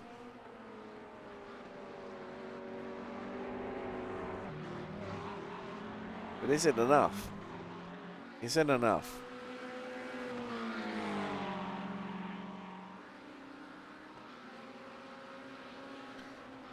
Just dropping a bit of time there. Let's have a look what's happening down in GT3, and there's traffic playing a part of it. GT's bullying a prototype. It's never normally that way round, but that's recovering. That's why. So that's the Tiki Sim Sport car. It's got back up and running after being in the pits for 6 minutes and 45 seconds.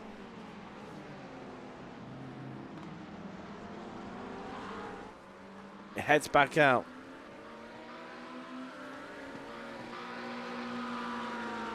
But it is as close as you like for this little gaggle here, this little group. Throws it to the inside, just hemming in the Porsche. Cube Control's been trying to be completely in control of this situation by getting to the front of the train.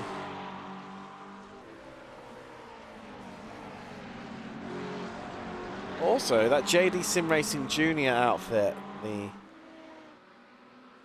third car in this 3-car train.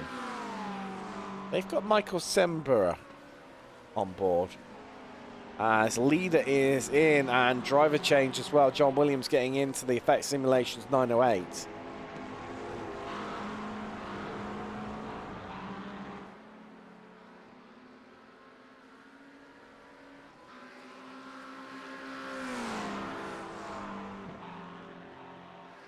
I'm saying Raccoon will get old dudes in cars back as Cube head round the inside there. And then move across the block the move, but it's a beautiful switchback from Daniel Pay. Will he be able to reclaim this one? They're side by side. They bang once, they bang twice, they bang 3 times on the this once more on the run down to 1. Pay didn't want to give up that inside line. He's tried to squeeze Hemming, but the Porsche still found the gap. It held its ground. As the McLaren holds around the outside, he'll get the drive off the corner, the better one. Trying desperately to keep his nose alongside it, Scrawley on corner exit, but why's Michael Sebring got for this party? As he brought a bottle to join in. Let's look at everyone that's trying. Nobody wants to give up that inside line. It's a late lunge on the brakes from the McLaren though. Here it comes, Pay.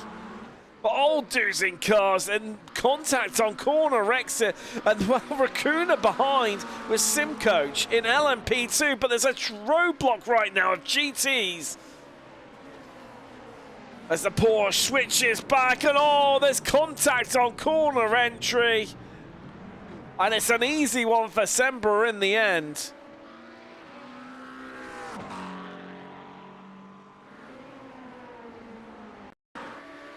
Let's look down on how this all unfolded.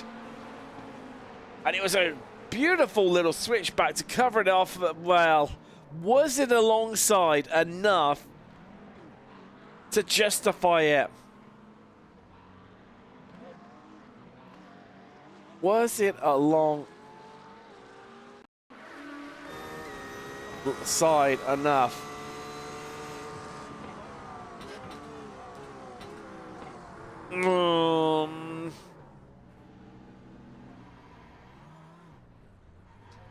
This might give us,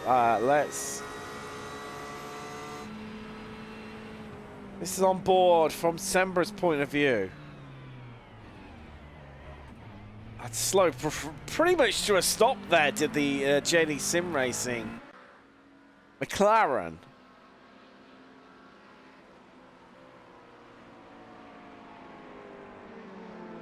Which leaves us with this one close battle now. Gutting, really. Shaping up nicely.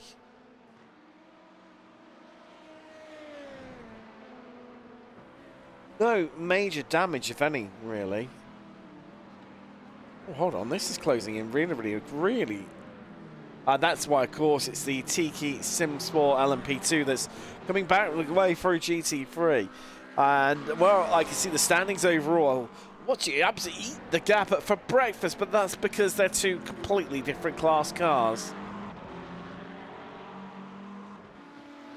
That's why.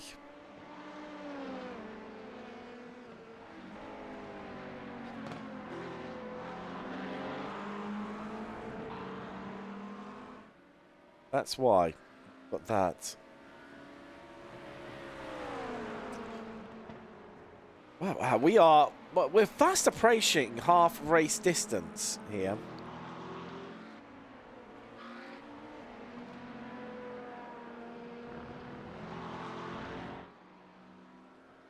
Fast approaching, I mean, where did that time go?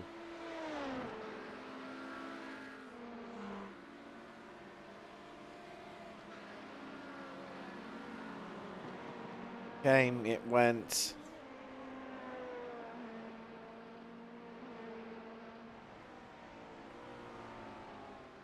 Disappeared. But it's been, well, it's been nothing short of drama, realistically.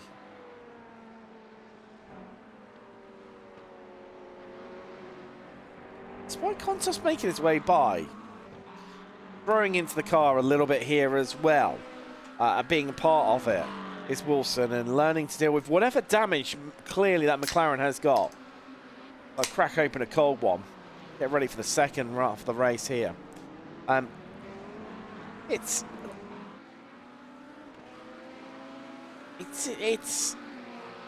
only 1.3 seconds the gap between Effect 909 and JD Sim Racing, the 63.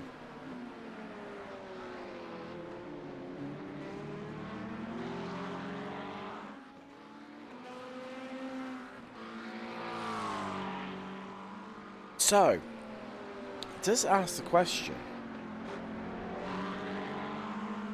how can they play this one out? I mean, still in the fight. Are they? I mean, fuel saving definitely played part of the first stint. I tell you what, let's ride on board for a little bit and just listen in and try and establish what's going on down at the 909 effect.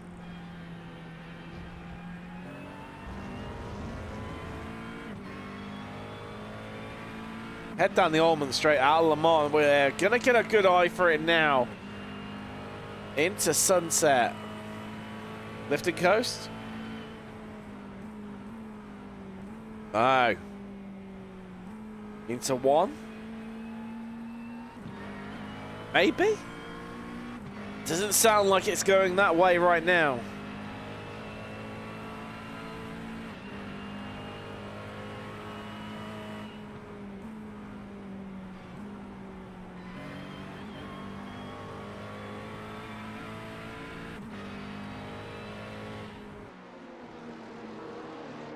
Definitely not.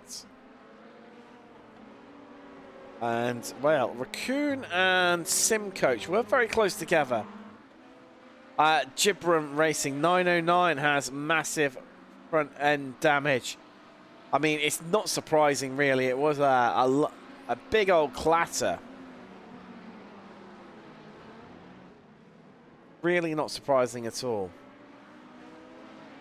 I mean, as was mentioned earlier in chat, a little bit surprised it's not ended up with steering wheel damage, at least from what we, what we can see at our end. Well, certainly what I can see anyway.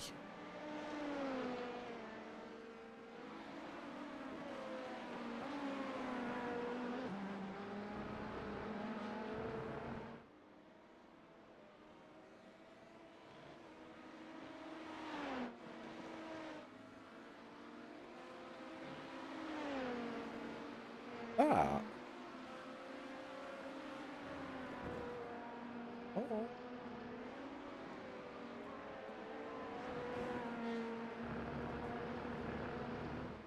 Only 6 backups to.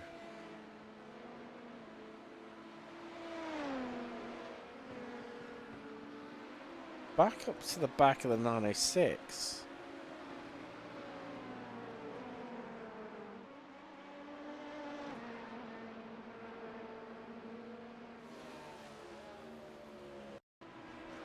Something's happened to Brockner. Come off track. Oh, there's opening up the corner, taking the wider line on exit. Then there is that. They got the cube controls card. Now this had been running well.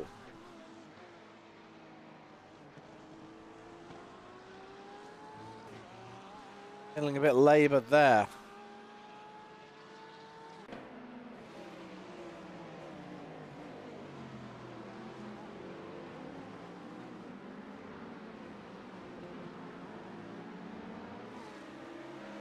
So let's take a little look at this now. Had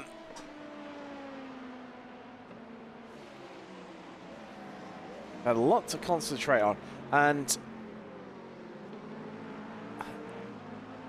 well, something's happened to gear controls into the pits. Once more, something has happened to the old dudes and cars. Number 4, McLaren. For Brockner. Ah, that's missing your braking point, and then there's that one. So they've had a driver change. Luke Andrews is now in the car for the second half of the race. And that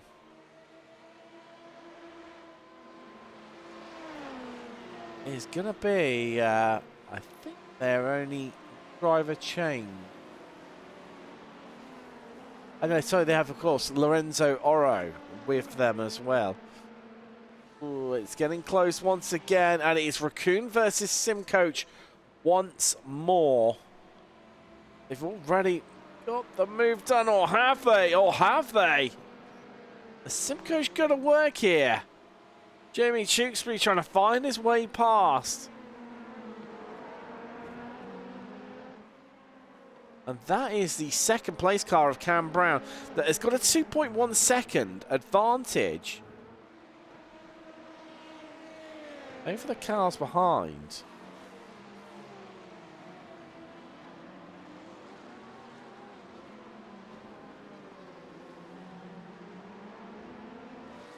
How it all happened. Of course, in the pits, how they reclaimed that. They aimed at quite that alternative strategy being played out in real time. It's a much lighter car, surely, in that effect car. Nice, it's got to be lighter. It's running wide there to allow Brown through, who won't want to be held up here at all. He knows he's got Benjamin Lindsay behind him, and that TNT car has been, well, brilliant. Absolutely brilliant over the course of this stint.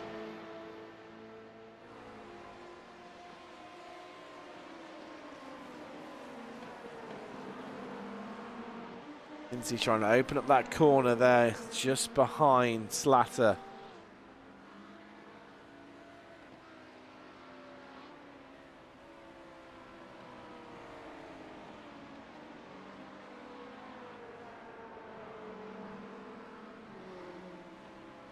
They're starting to move their way through the field now, aren't they? Oh, it's coming together closer once more. Going to pick their way through the traffic as now that gap down to 7/10. It was right about 2 not too long ago.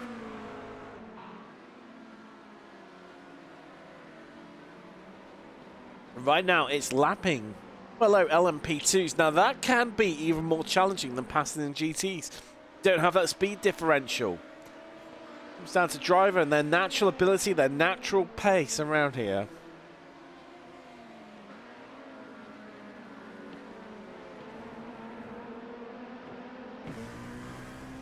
On board in the 59, the TNT Racing LMP2. Benjamin Lindsay now. He's done it before. Can he do it again?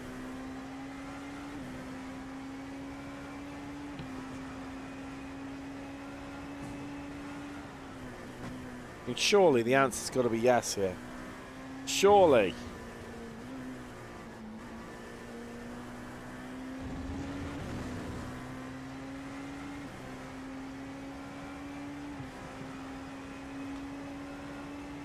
And right now, that TNT car just seems more pointy, but with being grippy at the same time. It's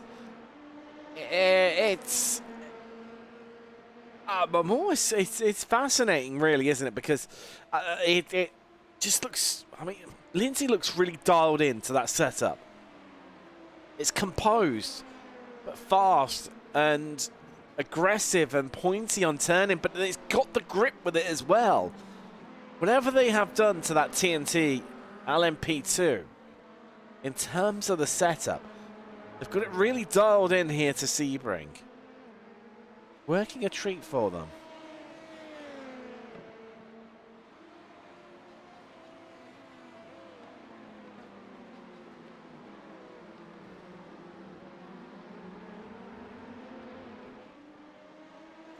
Making things work here. We are on lap 54.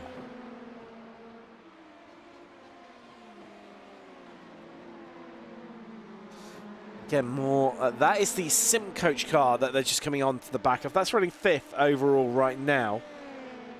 They've got a big old gap up to around about 50 seconds up to Aspire, who are playing their own furrow really, in terms of their pit strat.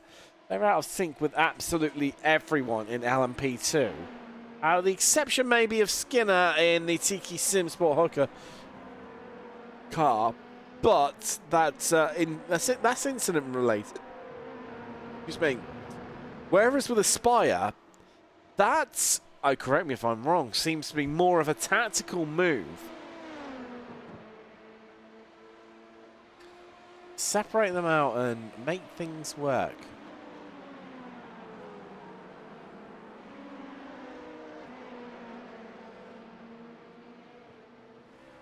Pulls to one side. Lindsay just dips in, just trying to get every last ounce of that slipstream. Flicks it into one. Brown's going to get the better drive off of corner exit. He was able to take the racing line into the corner, but not really to a fair. Maybe a tenth or so that he's managed to eke out before Lindsay then instantly replies by grabbing a few more hundredths of a second off of Brown in that Effect 906.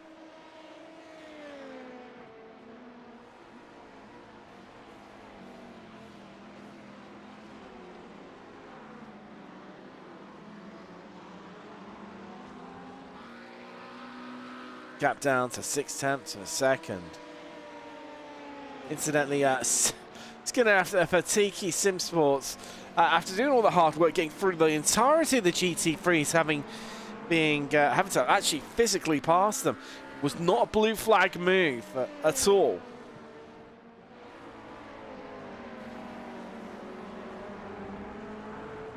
And they're into the pits, which is going to mean they're going to have to do the hard yards yet all over again and get past them once more.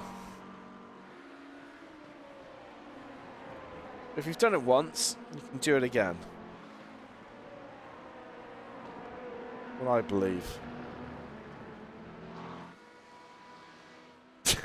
Right, let's have a little catch up with you over on chat.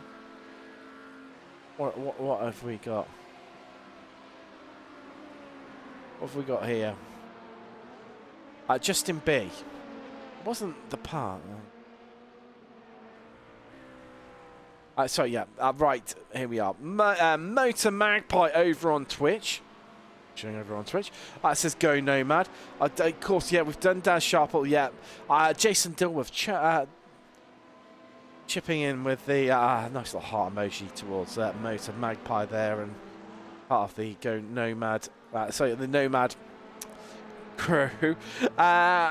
Rude over on Twitch. Raccoon will get Eldu's in cars back. Yeah, how that one ended. Obviously, Jim Brim saying about the 909. Big front end damage about that one. And it's gutting, really, because if we could have carried that one on, we had a great battle, didn't we? All over second place. Effect, JD were there too. The Wrong Stuff, Over the Limit, Prestanda, and well, look at how it all ended. All on top of one another, now all spaced out, and some of them having even more misfortune than compared to others as well.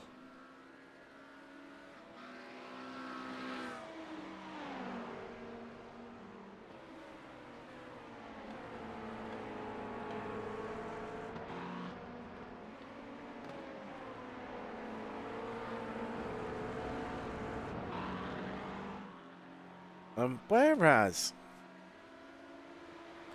TNT car, mind you, of course, the short stint, short fueling, the Effect 906 is playing a part of this story. So, I mean, based on that, so the previous lap there was only about a tenth difference in it. The Effects were faster. They cut the timing beam. Effects are 2/10 slower. No, sorry, a lie. It's so the updates at TNT's time. Yeah, TNT then 7/10 slower last time around in comparison to Effect. But that Effect car is running light. So again, we need to take that into consideration.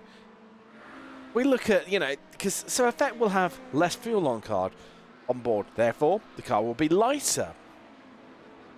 Therefore, as well, it's going to give you more pace. However, TNT are there or thereabouts. I mean, traffic does play a little bit of part in these lap times as well. However,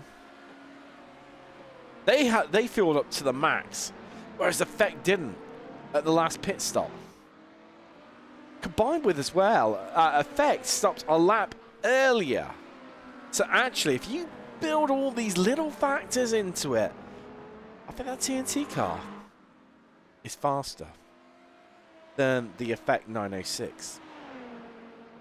I believe. Right, come at me. Let me know your thoughts. How do you think this one's panning out between these two? So let's recap.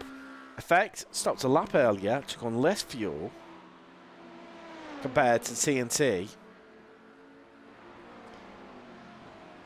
And, you know, they're or thereabouts on lap time, TNT versus Effect. If you disagree with me, well, you're entitled to opinion. I mean, it's wrong, but you're entitled to your opinion.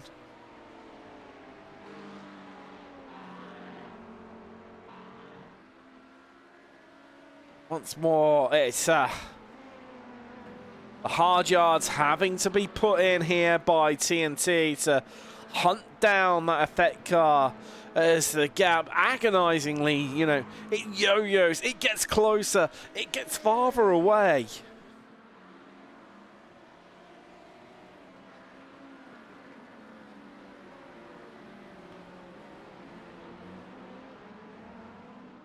Thanks for certain. The 908 at the hands of John Williams checking out right now. A gap continuing to grow. 19.5 seconds now, the lead margin. Right, okay. It's on an alternative strat as the Aspire car, but running well. Running well.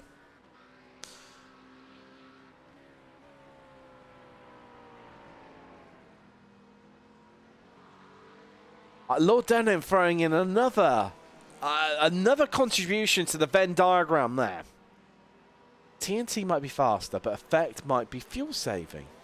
And TNT might be using a lot more fuel. Where are they?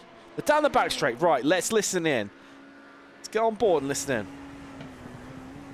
Well, well, we'll give it another opportunity. Well, it's into the pits, so we'll never know. We'll never know. It's one of life's great mysteries, but TNT carry on by. I mean, the way they came into sunset, but then when was this final lap? So you're going to go full commitment. It doesn't matter. You're getting new tyres. You're getting new fuel. Round the corner, literally and metaphorically. So you may as well just burn it. You ain't going to get anything from saving it. Let's find a few corners. Ibram back in the car in 906. They look to take control of their situation, their battle with the car on screen right now. TNT Racing, the 59, piloted by Benjamin Lindsay, who's put in a real mammoth stint here. And I tell you what, let's answer one of our questions. Is this car fuel saving? Here we go. Got a big opportunity. No, that's no fuel saving going on there.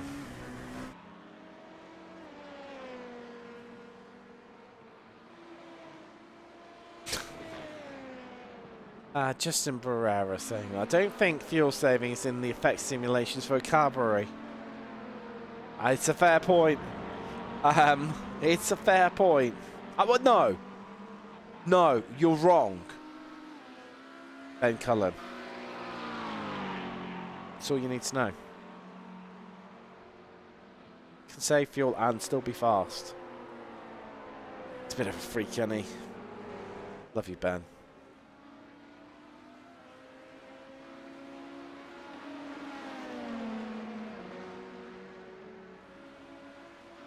That's the Spire car in front that is running a very different strat.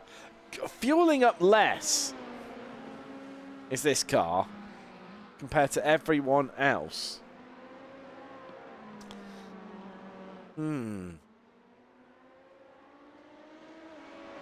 Looking like, I think what they forgot is, right, okay.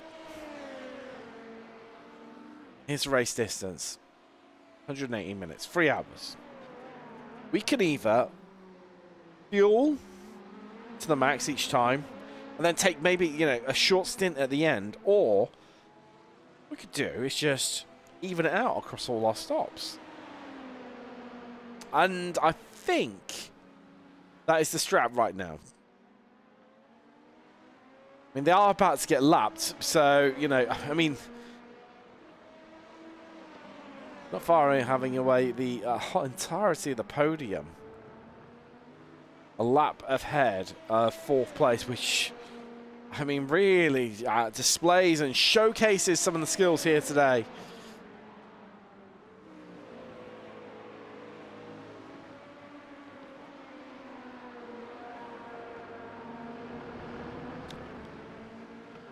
And it's just holding up the car behind.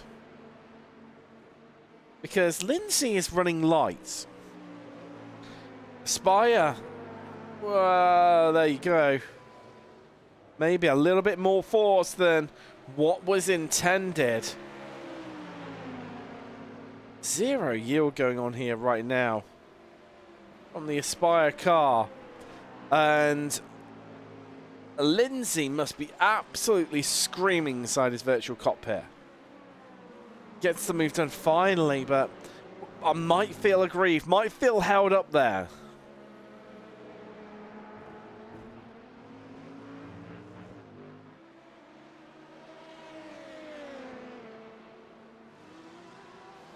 Has that damaged their race?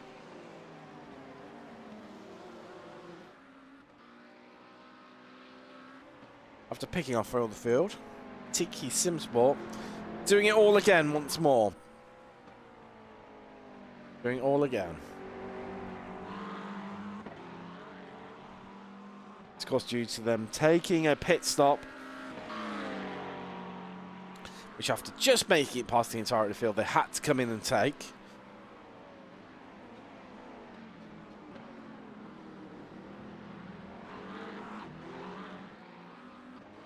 Okay, Justin isn't Pereira.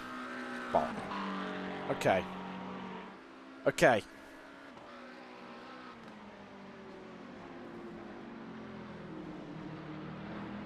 Wow, this last 22 minutes have flown by, haven't we? We're not far off the last hour here from Sebring, round 2 of the championship.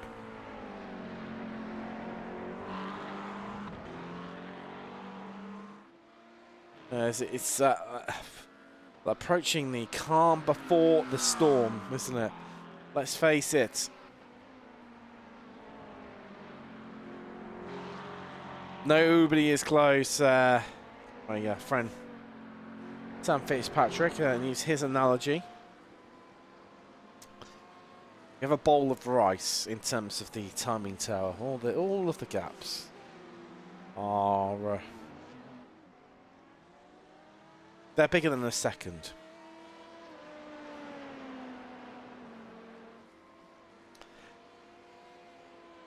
So that's as we approach this last hour, let's have a little bit of a calm. Chance to now have a bit of a sit rep and work out where we are at here.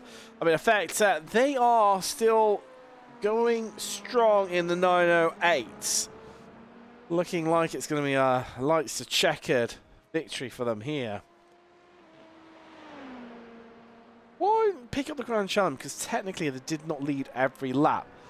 That was due to obviously TNT's strategy differences and being out a little bit late. No, because they stayed out later, so they have led every lap, haven't they? We haven't had a different leader, albeit only for one lap due to pit stops. So that's looking good there. It's looking good. Lindsay in second. Incidentally, those two, the only two. No, actually, no. I lie. Also, the sister effect car as well. The only three, then, on the lead lap in the entirety of the field.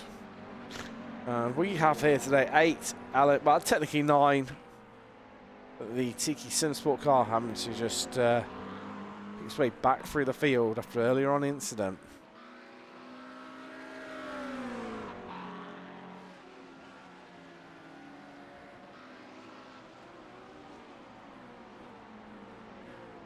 And what we're going to do... So oh, hold on. We had a bit of a... Had a bit of an incident here for the simcoach.co.uk red outfit. Oh, was in two minds there of what to do. And in the end, dilly-dallied, didn't commit, and got caught out. Shame, because Shooksby was running well. Now the car owning Amiga. 2 seconds ahead of Raccoon. However, they themselves do have a 15-second advantage over the wrong stuff.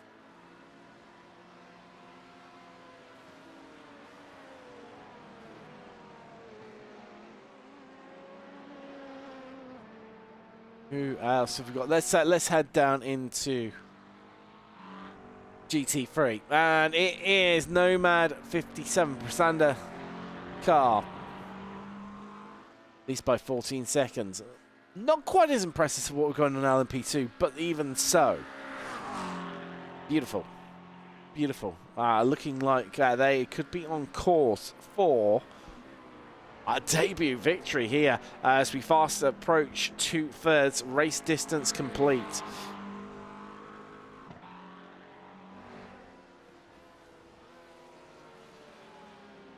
Second place is the Porsche 911, which we were looking at. We were going to have a complete McLaren lockout of the podium positions in GT3. It didn't unfold quite like that because, obviously, incidents in front of her met Orcus to get by in the 911, but also incidents meaning that the Mustang, the Ford Mustang belonging to the wrong stuff, good to sell and buy as well. I mean, got them up into third, so now we've got 3 different manufacturers on the podium in GT3. I was about to say LMP2 then. Very different.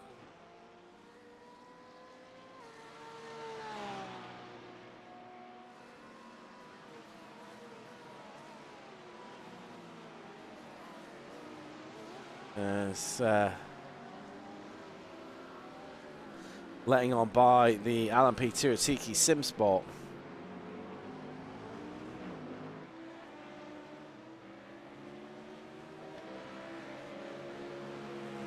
Next up is going to be Orcus.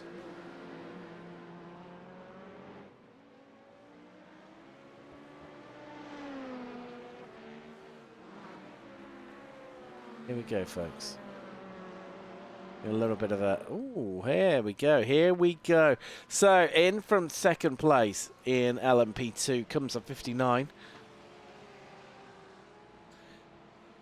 Also, really kicking off with us, the Team Potato McLaren following in. Joining the Raccoon Sim Racing McLaren. Already on the pit road from GT3. This feels a bit early. I don't know about you. It is roughly in line with Deltas, etc. But it also gives us a bit of an indication. Because it was your leader in GT3 down pit road. Because, and hear me out on this, although I have on my train of thought there. It'll come back to me in a minute. It clearly can't have been that interesting and exciting, otherwise I would have remembered it. You never know. You never quite know. Real high activity here. Down pit road. We have got Prestanda Nomad 57, as we mentioned, over the limit, the wrong stuff. JD Sim Racing, Raccoon Racing, the wrong stuff. They're all down pit road now. I'm going to jump on everyone and around them.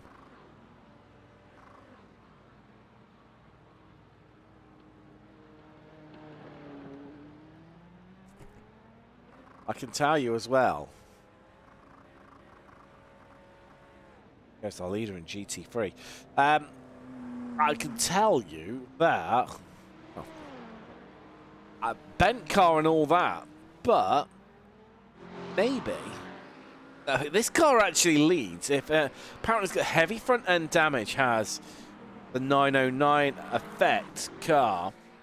However, still remain in this fight, and crucially, they've got out ahead. They are yet to start. JD Sim Racing. Both those, the main and the junior. Junior having a driver change. Johnny Shrivota getting in the car there.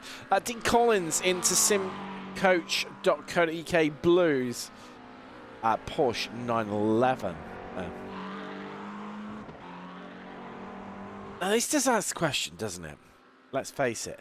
If this car has got this pace with this front end damage, does that then mean actually... And it's running in deep as well. Didn't sound like there was any fuel saving going on, but clearly there must have been at some way or shape or stage. Because it's ahead and they're getting great mileage out of this tank of fuel. Great mileage.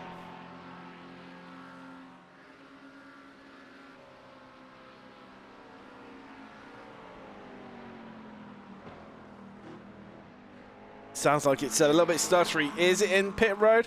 No, it goes once more. Walking Coswell up LMP2. Driver change there. During their pit stop, Daniel Zinch into the car. Back into the car, actually. Daniel undertook the first stint of the day. Well, the evening, technically. Could be the day, depending on where you are in the world right now. Love to hear where you're tuning in from. Across the globe, this transatlantic and actually no, transglobal Wharton. I mean, some people call it a video game. Oh, it's a sim. Hashtag elitist sim racing moment there.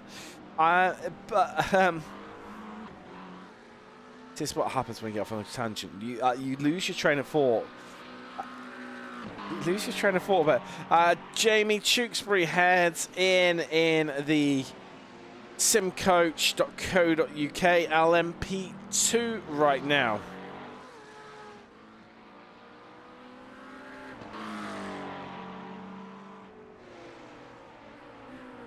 So we've got a few strats being played out, haven't we?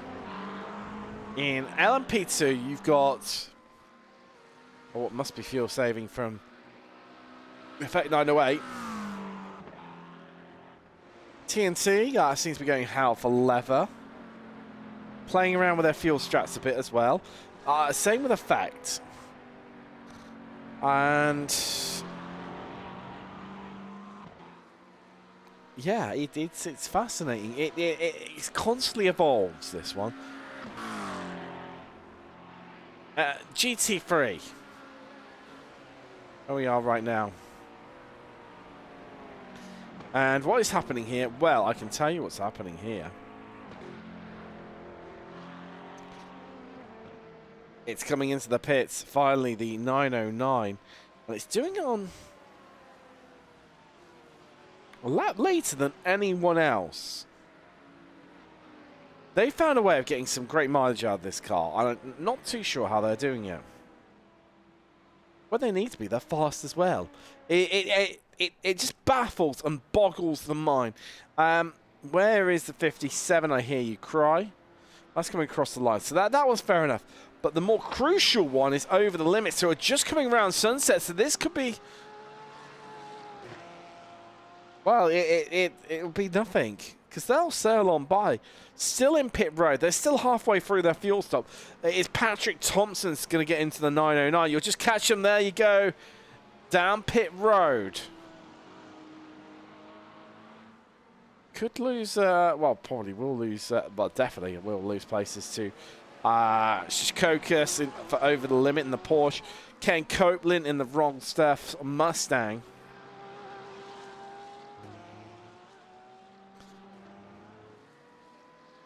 All those American chaps down at the wrong stuff. Yeah, you've got to feel that they're picking forward. True blue-collar workers. None of this white bullshit. Who is that? Is that Andy Barr of the Talking Codswallop pod? Yes, it is. See how he managed that one. And, well, just not slowed enough to make the corner turn. Straightens the car up, bails, utilises the grass, and off he goes.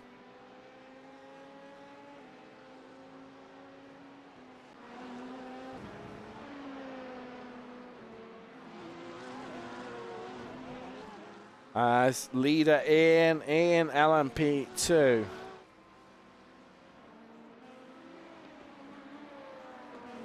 I mean, that's realistically, it's not going to change anything. They've got a massive lead of 20-odd seconds. John Williams is no slouch in terms of their driver pick for this couple of stints. It's going to take us into the last hour. Already there, in fact, we're on 2 hours and 6 minutes.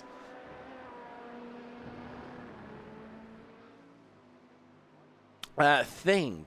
Lots of underscores on Twitch. JD, let's go. Yes.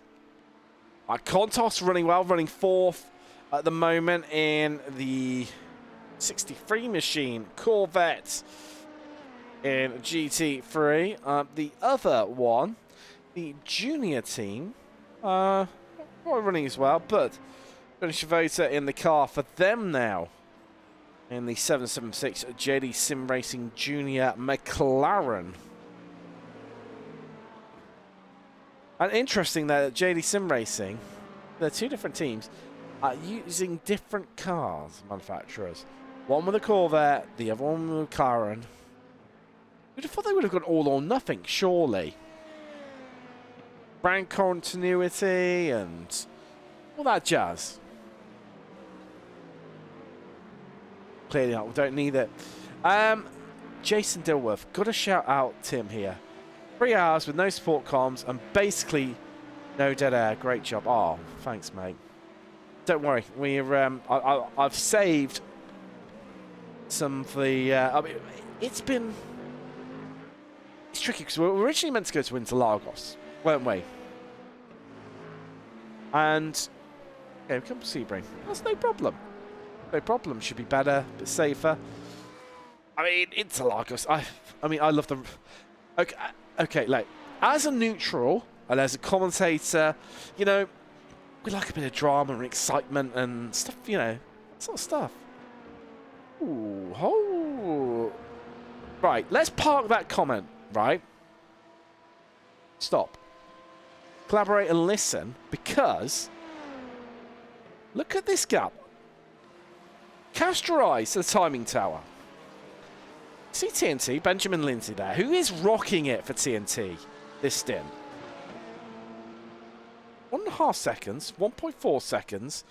Yeah, that's an effect car in front of him, and that is the race leader that had 18 odd seconds in the bag. Now, they saved versus effect 908, 6 seconds. But where's the rest of the time gone? I mean, there was pretty much an additional 10 seconds or more. The American not hanging around here. And it's under a second now. And for the first time in this entire race, we could have a different leader. 98 Porsche there, just so the 88, that's the 88 Tech Racing. Glenn Humberstone at the helm for that at the moment. So,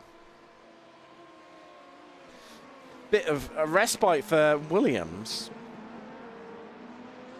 But it's 1.1 seconds again. Due to the traffic. This is...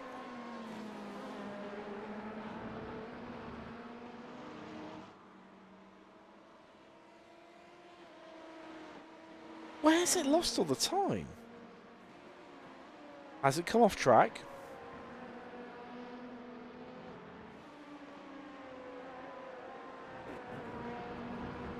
Fascinating.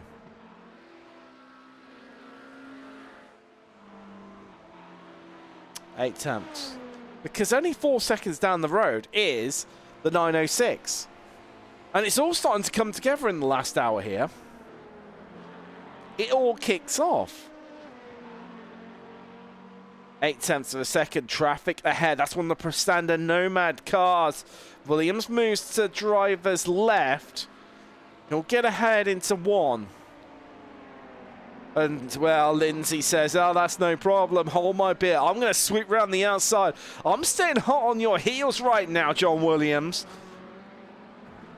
Oh, a lot of curb there from the 59. That is how hard he's pushing. You can see the lead. It's the first time he's seen it since the race start. And have TNT out-strategize effect simulations here. It's been the battle of the strategies.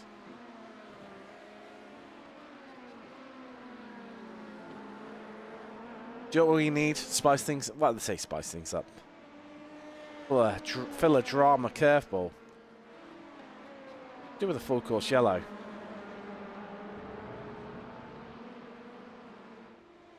Not going to have one. 2 reasons. 1, getting utilised in this championship. 2, I don't have admin rights to try and invoke one. You know. Commentator's curse. Commentator's full course yellow. And 3 attempts. Here we go. Here we go. I mean, this is surely, it's got to be on here, this pass. What's Williams going to do? Is he going to defend? Are they going to say, do you know what, right, lads, let's abandon our strategy. We're going racing here. He could do one. Wow, look at that outside line there. Looking for the switchback. Looking for the late apex. Trying to get down on low. Williams, he saw it coming. Oh, no one wants to give up that inside line. And Lindsay has to think about it. Has to dip back out. It's 4 attempts once more. It's down to 3 attempts. TNT absolutely all over. Big chunk of curb again. Into the right-hander. A bit of drift on exit there. And it's LMP2 traffic ahead. That is the 79 talking Codswell up Andy Barr, the Brit in that car. Also another driver still on the lead lap is the Aspire car. Now that's got a really weird strategy. It is a minute behind, so it's not going to be part of this factor, I don't think.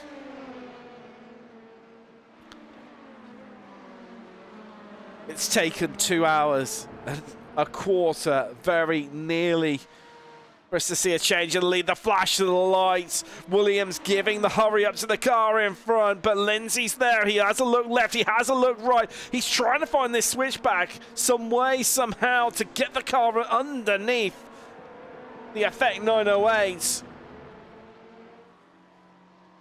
What do? You don't want to give up that inside, but you want to hunt that slipstream from the car in front of you, and that's what Williams does. Moves to the inside. GT3 ahead. That's the 7. Simcoach.co.uk. Blue sends it around the outside. They go 3 wide on the exit out of Sunset here, but Williams cuts down in front.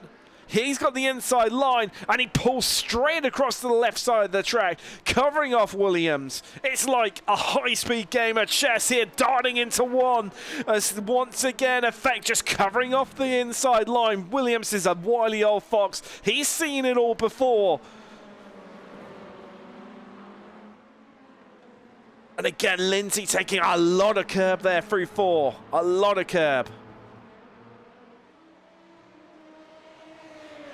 It is as close as you like as they head down towards the chicane. Who's going to be the last of the late breakers? The big send from Lindsay trying to keep it alongside, but Williams got it covered off. He'll shut the door on the TNT car.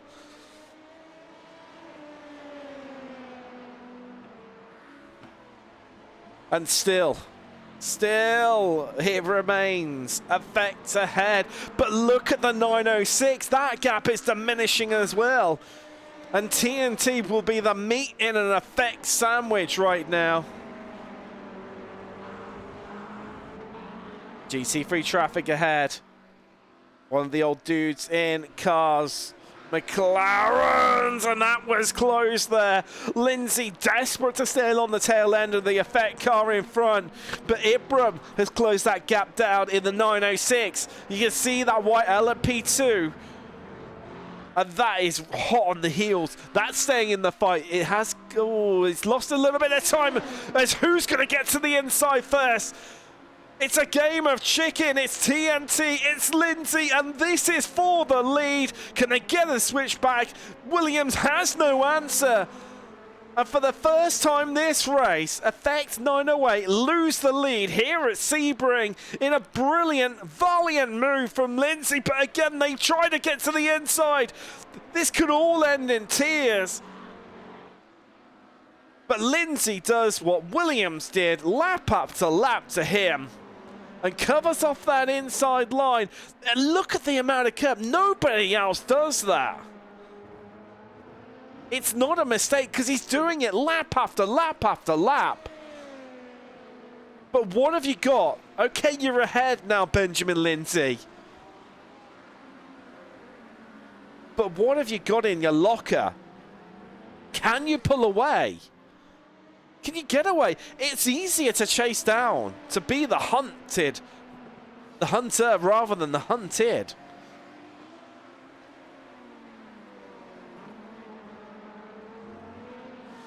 But also, we've got that 906 to consider. And what was massive gaps for so much of this race? Inside the last 45 minutes. Our top three are covered by 1.6 seconds. It's sports car racing at its finest. Beautiful, magical stuff. As now, oh, Lindsay held up in a bit of traffic here. That's going to help the 908. It's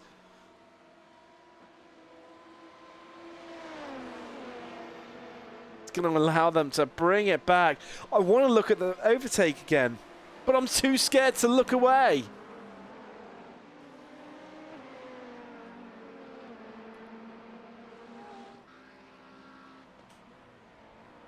And the 908 seems to be just dropping that little bit of pace. Did they cook their tyres too hard? Well, they were pushing, trying to defend. But it's looking all in check for TNT, who pull away. The gap now 1.2 seconds.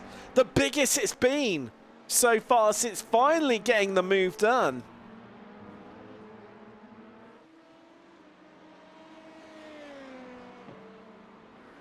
And I think now... Ibram passed. Ibram didn't even spot that in the background. Ibram passes Williams. Is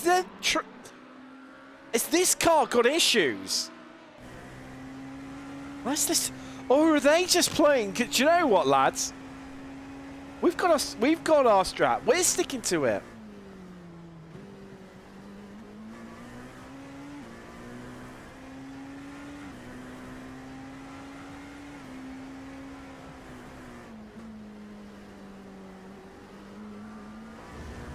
It seems gentle. It seems tentative from Williams.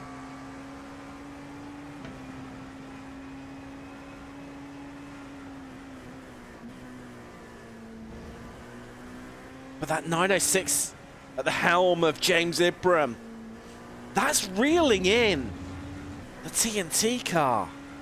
That's running lighter. It stopped earlier, but it stopped for longer. 6 laps difference. 3 different strategies being played out here. 3 completely different strategies. Who's got it in the bag? Who's cracked it? With 40 minutes to go. This is going to all unfold and work out beautifully for one of these 3.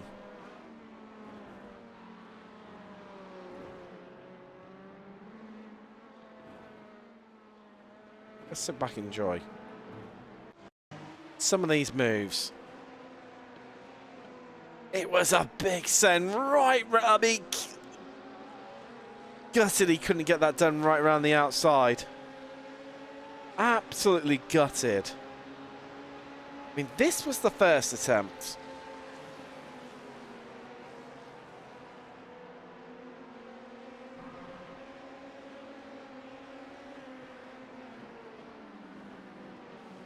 Look at the second attempt.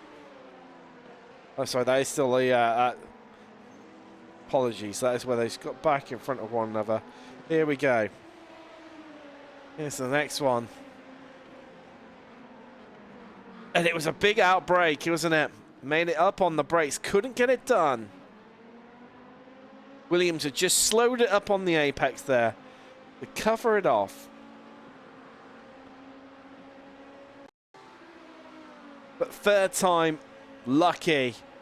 And Lindsay got to the inside into Sunset and kept it there. Just drifted the car out wide to slow it up, to kill off the momentum of Williams.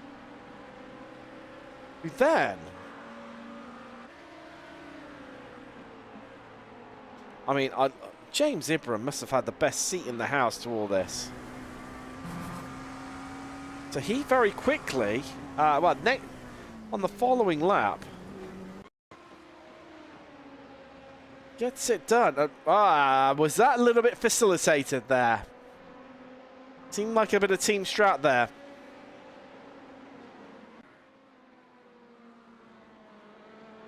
Looking like it's all working together. Williams now 3.8 seconds, not behind TNT, but behind the sister effect car. 5 seconds behind our leader. 9:06. Piloted by James Ibram is losing a bit of time. Had got that gap to under a second. Now out to 2 seconds. It's back in an instant. 1.8, 1.7 there. Just maybe held up a little bit by the JD Sim Racing. That is the Corvette, I believe, isn't it? Yeah, it is. That is David Contos. That's running at the moment 5th in GT3. It's GT3 after, well, keeping us entertained certainly for the first half of the race. Now, well, they're like, we're done today, we're spent. They're just, you know, moseying along at their own pace. Aiden Shadbolt, oh wow. Mind you, he opened up that gap very early on. But, over the limit, and that Porsche have looked really good. They could be one to watch. They could be a bit of a dark horse, potentially, the rest of the season.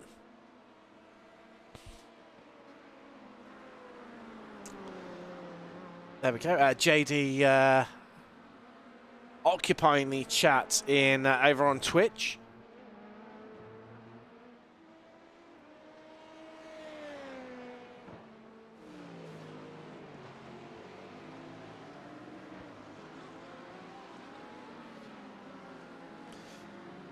Whew. I've had to sit down now after that. Find a little dark, quiet place. But I can't. It's got 26 minutes remaining. So 36 minutes.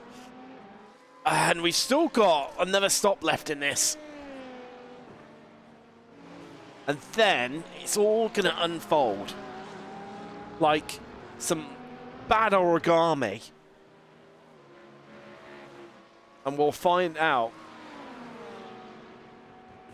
what has played out.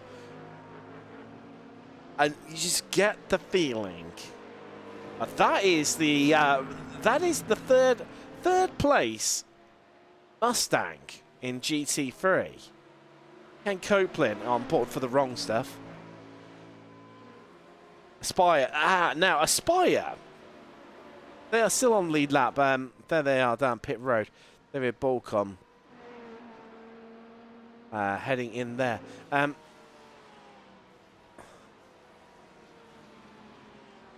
Get the feel it's right, okay. So the first one to blink is the 908 effect.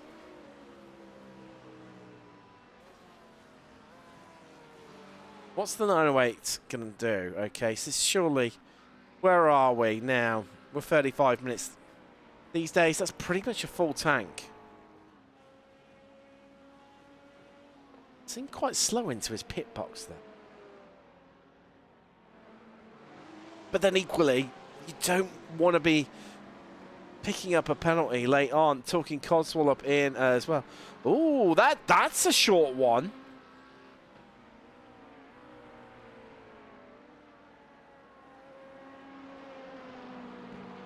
Stationary for a meager, a minuscule 12 seconds.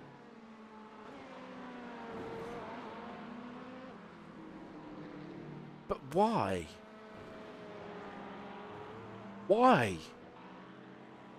Now, surely, if you needed 12 seconds, run the car lighter longer. 12 seconds worth of fuel this is.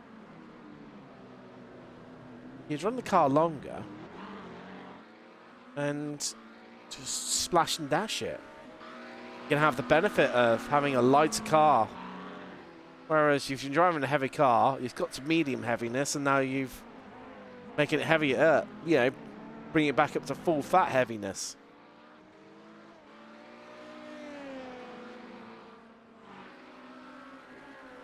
But instead of going slow, middle, fast, you've now gone slow, middle, slow. Middle, fast.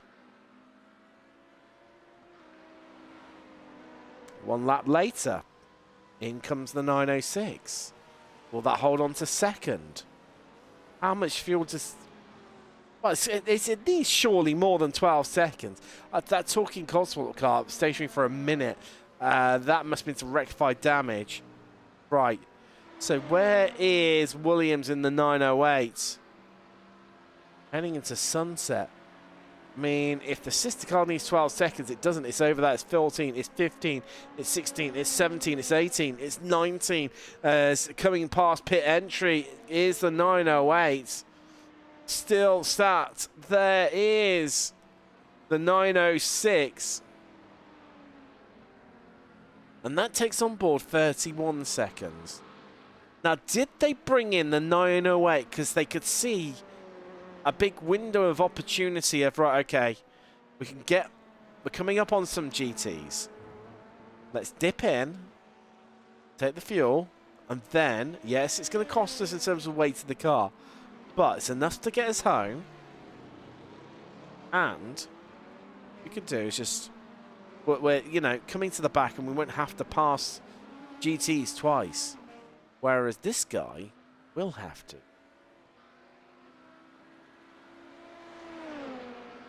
These last stopped on lap 64. We're currently on lap 80.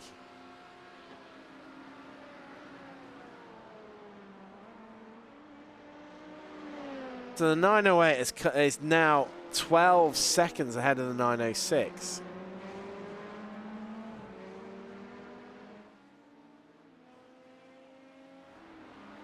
So the last one to show his hand is the TNT car. Benjamin Lindsay thinking about this one. Trying to... Well, I mean, they're clearly being the team with a plan. It's been very different to everyone else's all race long. If they hadn't have lost that big chunk of time at the end, let's say at the start, what could have been? Or maybe that was all part of the plan, where they were ridiculously heavy fuel saving. I don't know. But it doesn't stop us from hypothesizing, from having a bit of a water cooler gossip over it, trying to work this one out, pick it apart. Maybe throw in a few, oh, I wouldn't have done that. What are they doing that for? Or maybe, you know, it said either in truth or almost an envy. But either way, Benjamin Lindsay right now is driving his heart out in that 59 TNT car.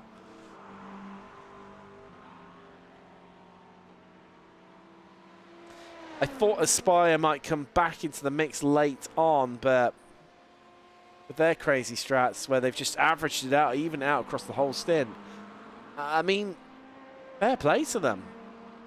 Just maybe lacked a little bit of outright pace to give them the chance of contention, but they've kept themselves in fourth, which, should anything happen, how many times have we seen incidents late on? And with it being, you know, multi-class, it's not like, you know, open wheelers, you know, you've got slower cars that you're going to catch, just like this. These two being Johnny Shavota of JD Sim Racing Jr. And in front of them is Marvin Cruz of Old Dudes in the Cars.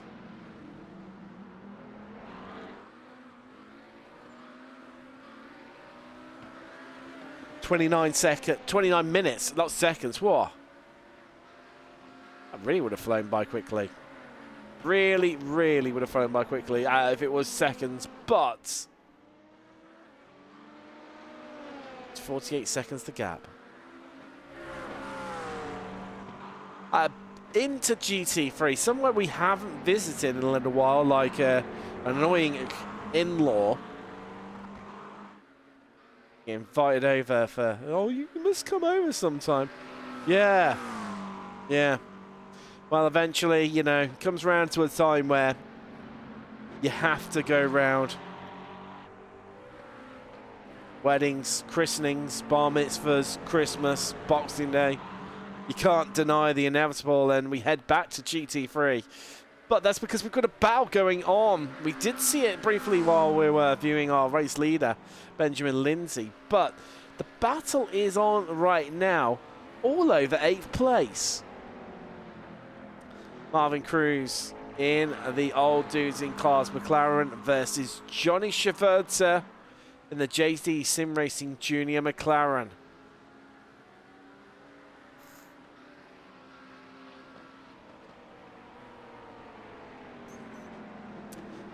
Jason Dilworth, that is magical, and I'm envious I didn't think about it. And just like the in-laws, there's fighting. Damn right.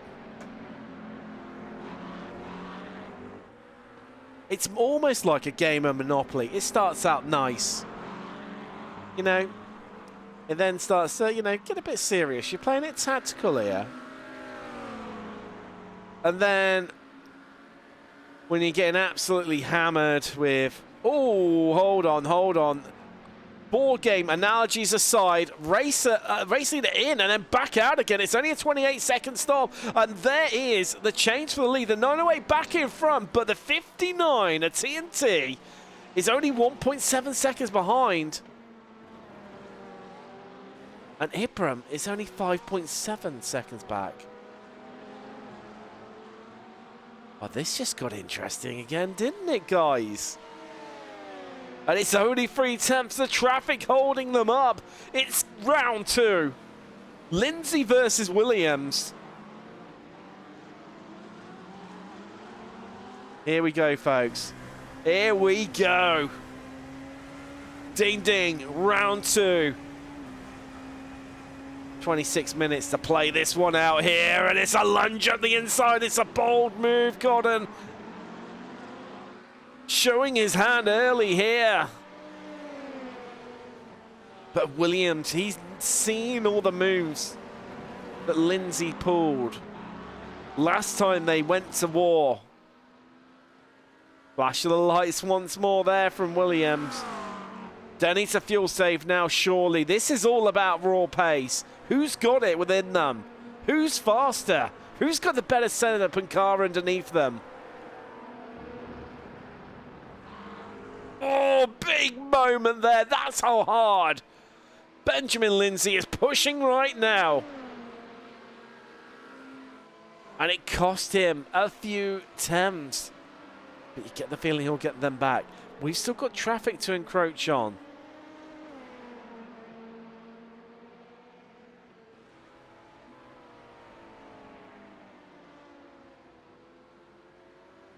And also, we've still got that 906 just lurking in the background. There it is.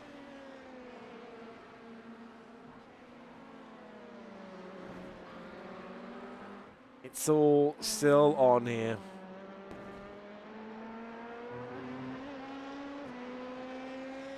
You go racing for 2.5 hours.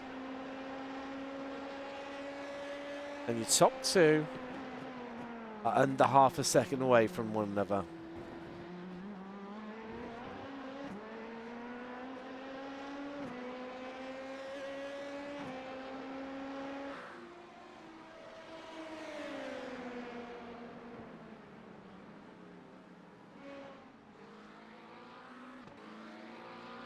It's only 2 attempts. Has Benjamin Lindsay of TNT Racing got a different move up his sleeve? He can pull out on Williams. He won't see coming.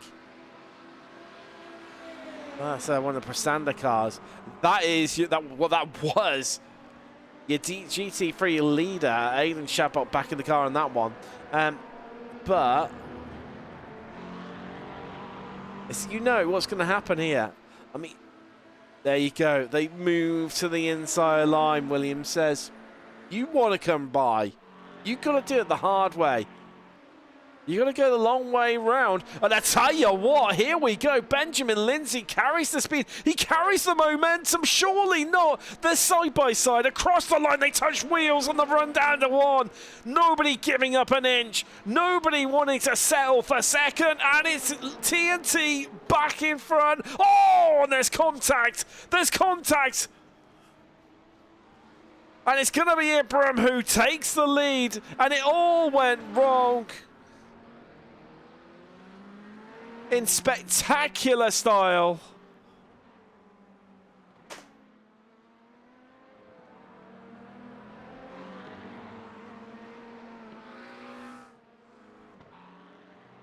Wow. Let's take a look down. So Ibram, well, there you go. Just had to take a bit of evasive action there. We'll cover that in a second. But what a move this was. It was bold. It was brazen. It was ballsy. But Lindsay stuck it round the outside like nobody has done today. They touched wheels once, twice, 3 times on the run down to 1. Williams looked for the cutback. And he carried so much more speed. Was Lindsay slowing up on the apex just to kill off the momentum of Williams? Not illegal. I mean, he also had that shallower entry. We need another angle. There's nothing else happening. No one's close to each other on track. Let's go. I mean, not too bad in the end on board from Ibram's perspective. Wasn't far back enough. Right, let's... I could tell you that the Effect 908 is into the pits.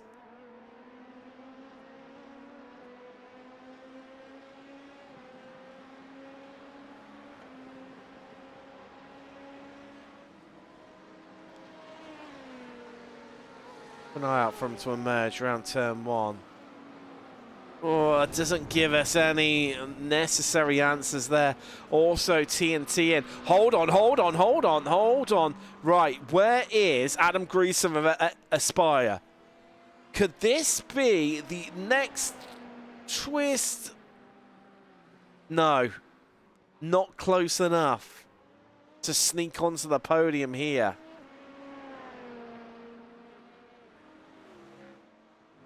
But that is TNT heading out, and, well, 908 is in front by 12 seconds.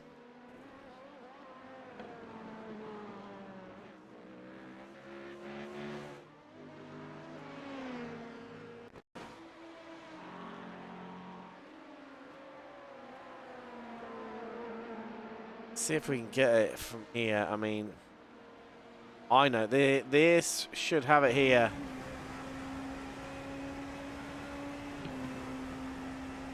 Here we go, into 1. There we go. I mean, we've watched it 3-4 times now. These guys only get to live it once. In the heat of the moment.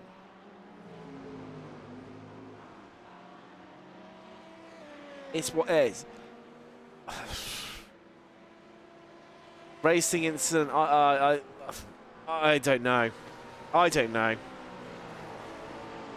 I'm sure there'll be discussions had, but I mean, it's a shame it had to happen. Could have happened in the last 5 minutes. I mean, but Lindsay saw the opportunity presented to him. He had to do something. And I don't blame you for that one. Because, you know, what happened if he got stuck in traffic and the traffic didn't go his way, but it went Williams' way? Well, then he's lost that opportunity he had previously rather than waiting until late on.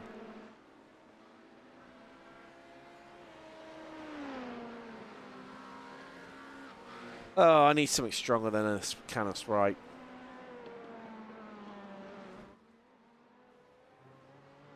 Right, answers on a postcard in chat. Jason Dilworth over on Twitch. Racing incident for me. Just a little misjudgment. I think you could be right there, my friend. I think you could be right. Hold on. We've got a little bit. We've got a little bit happening here. It's not a labour. That's Luke Andrews for Cube Controls. Getting by Nathan Ansis of Team Potato. I don't think we've even mentioned Team Potato all evening. Oh, these two aren't giving up on one another, are they? Exchanging blows left, right and centre. Two boxers slugging it out here.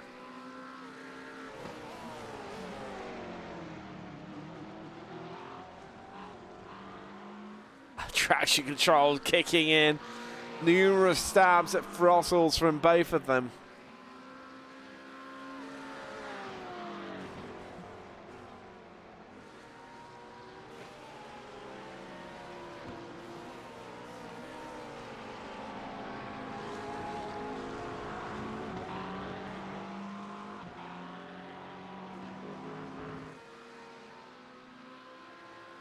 Nothing else happening throughout the field. I mean, it is what it is.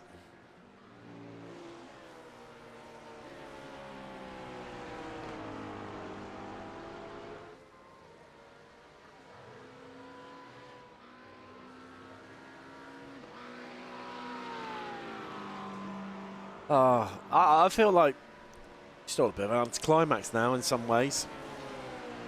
Luckily, we've got these guys to keep us entertained here.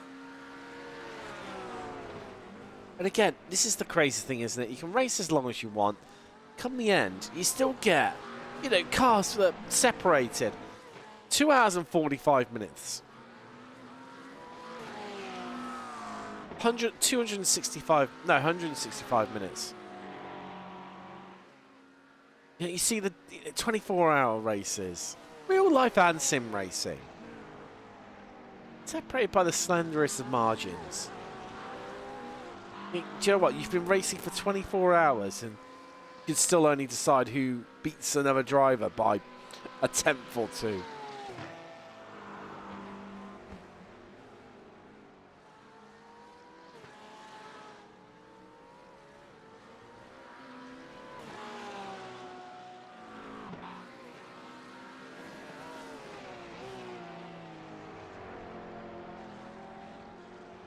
Lovely move here. Sim Coach, splash and dash late on here. Crew 50 seconds behind. They came in on lap 84. Spencer Cat bringing the car in now.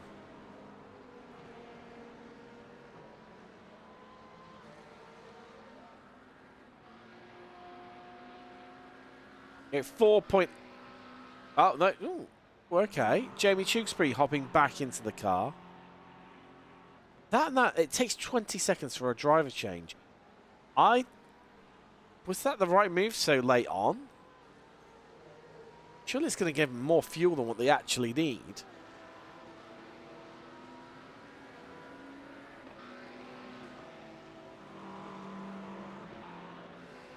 There we go. Moves that once more. 31 seconds. Seems heavy.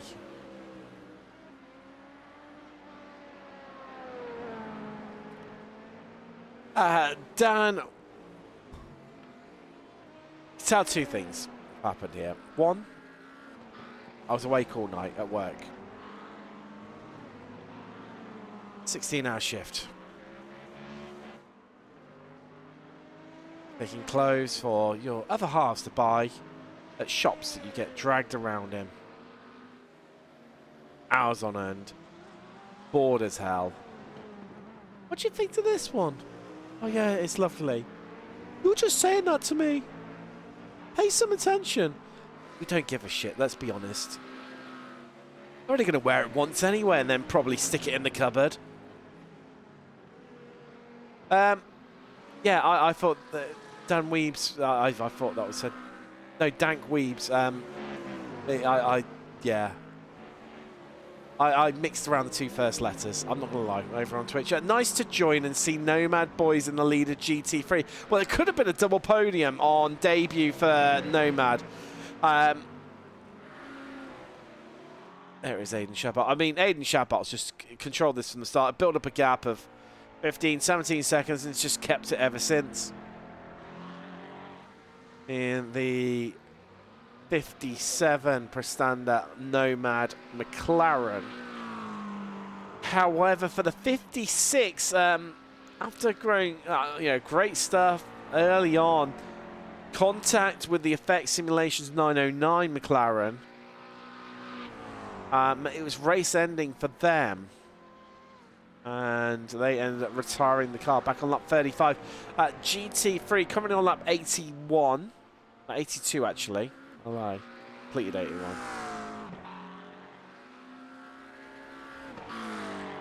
So we're now 13 minutes away from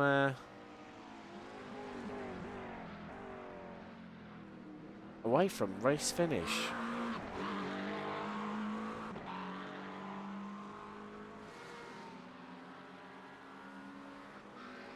And well, let's have a bit of a roll call through as we've got a time to spare here. Nothing really happening out on track, and I'm not looking like it's going to happen either. We do need to. Been 2 incidents, hasn't there? At 4. Callum Marley of the wrong stuff in LMP2. This one happened on lap 84. The next one on lap 86. We'll cover the 86 in a second. Southland's force spin. And I get the feet. Oh wow, that was very, very close there. I think that might have been the Effect Corvette McLaren. Different part of the circuit, same car. He's struggling with the car late on here. On by goes the Aspire Racing team.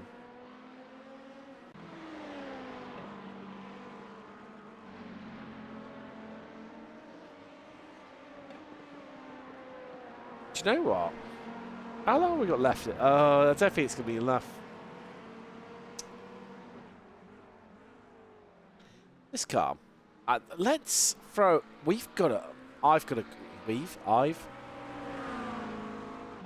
There's a graphic. Check first off. The battle for second in class. Here it is. Benjamin Lindsay there is 7.6 seconds behind. Motorsport UK logo. I'm proud to say the Motorsport UK.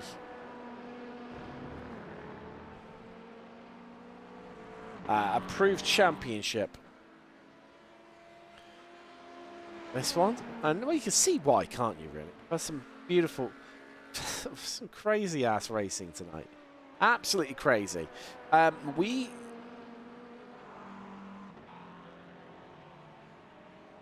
again, I'll tell you what we're going to do. Don't like to. There we go. Just for the benefit of the tape.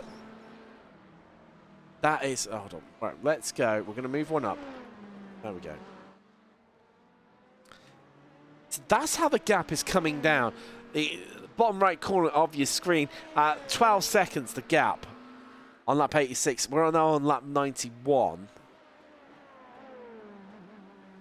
And we're down to 7.2 seconds.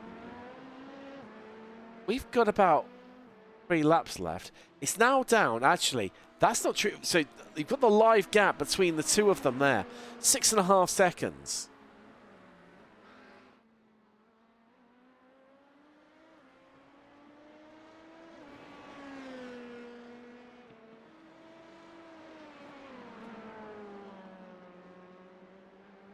See how it's ebbed and flowed. That's too many, isn't it? I've been greedy.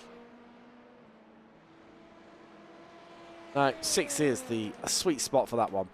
Right, anyway, yeah, so we can see 6.6 seconds. So the last time around, let's take that as a reference point. 6 tenths faster. Where's Lindsay? Minute 48 lap. Let's call it 2 minutes.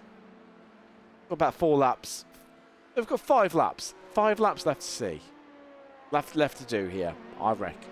Guesstimate.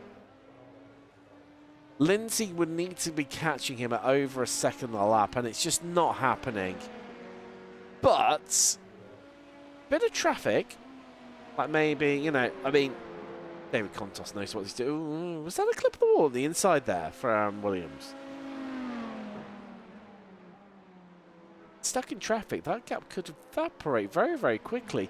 And in fact, it had slowed Williams up a little bit because Lindsay's just taken a whole big more chunk of time.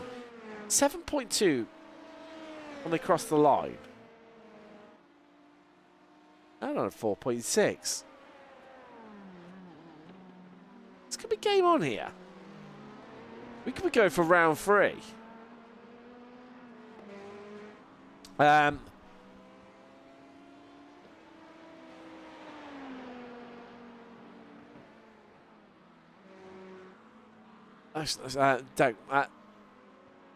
Yeah, that as well. Dank Weebs. It's going to catch me out some. Nice to see John Williams. It is great to see John Williams out in the car this evening.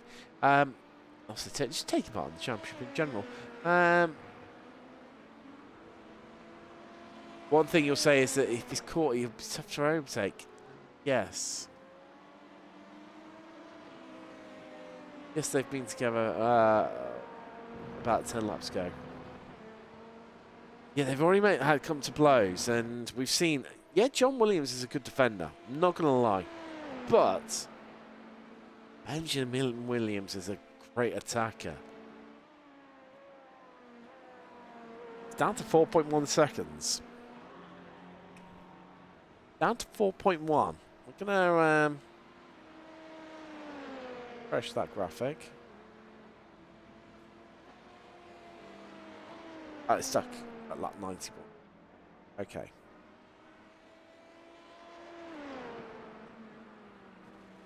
There it is. It's updating. We're down 3.9 at the line. It's 3.7 now. Do this. This could happen. I mean, but if he catches him, will he have enough time to get on by? I mean, it was desperate. It was fraught. It was action-packed and thrilling beforehand, but cope with that once more.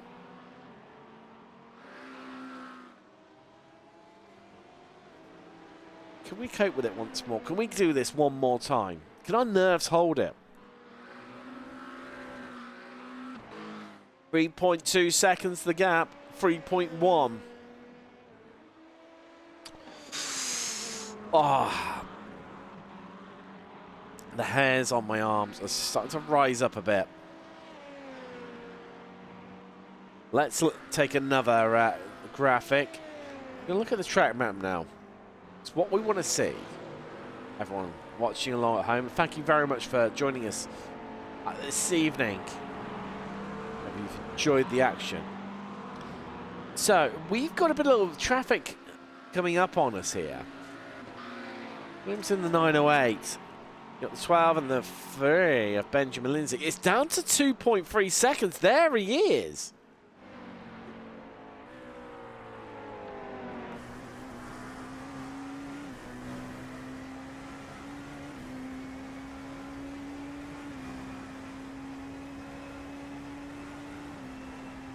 See it moving around in front of us. You can see it moving around. 1.9 seconds, and we have got 4 minutes remaining. Of course, final lap dictated by our race leader. That is, well, for the first time this evening. It has been for the last few laps, but first time the 906 has led all evening. After the TNT and Effect 908 coming to blows on the exit of turn 1. 1.4 seconds the gap. I mean, do you know what? The steely determination from Lindsay here to haul that TNT race car, kicking and screaming, back up once again to the rear of the 908.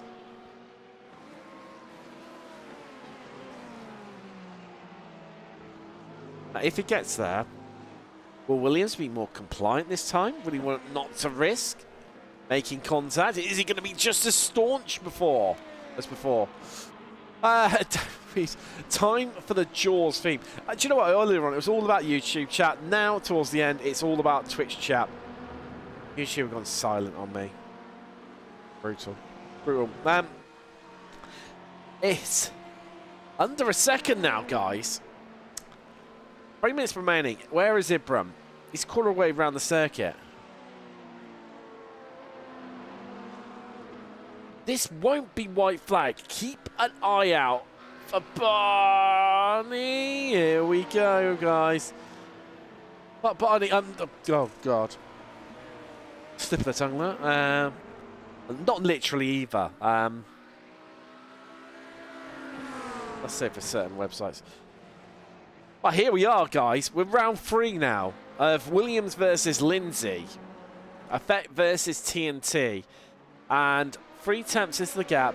We've got this lap, and then Ibram will be taking the white flag. Oh, YouTube saying we're focusing on racing. These two are focusing on racing, aren't they?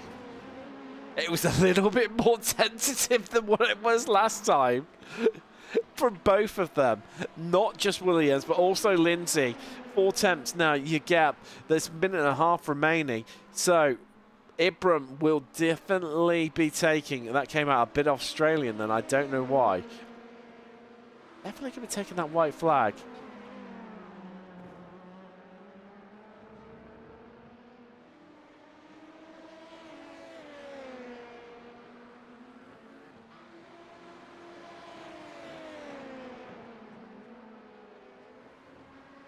Well, actually, hold on. We need this map up because we need to just... Let's have a quick reference track. There's 9th. GT3, I think that's going to be. Head.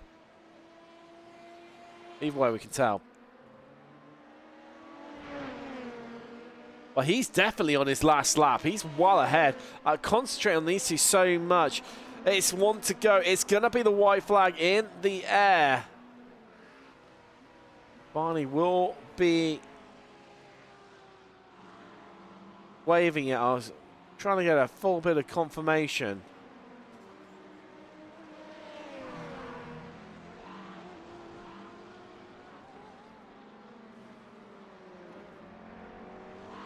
Who's got it? It's that aggressive line. Lindsay loves that.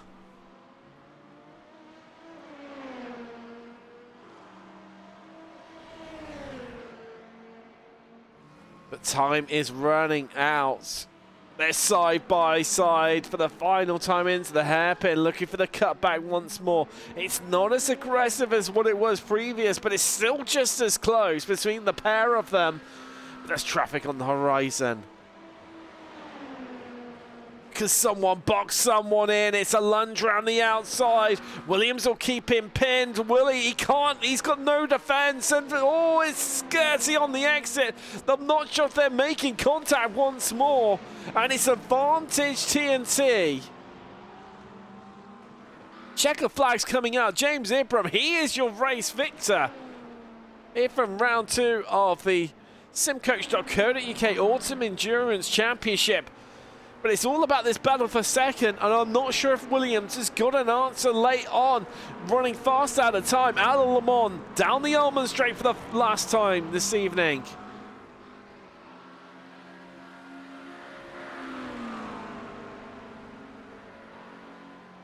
But he's not alongside. He has one last go. He tries to get to the inside, but he just can't get there.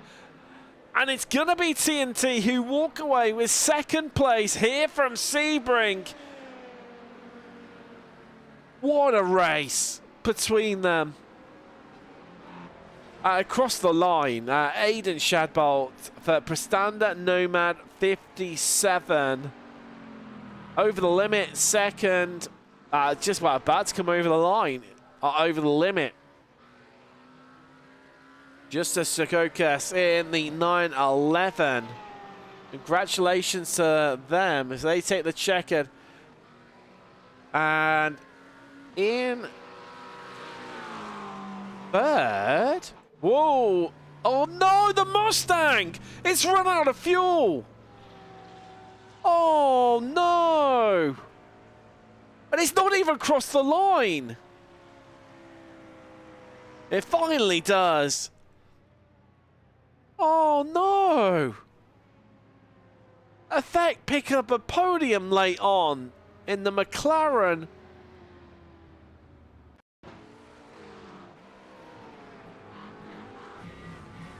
Oh yeah, it's out of fuel. There goes the Effect car. Oh.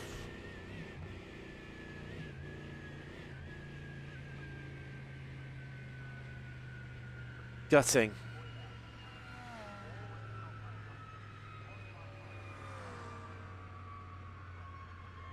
Long, arduous run down to the line. And there's nothing you can do about it whatsoever. I mean, just park it. F.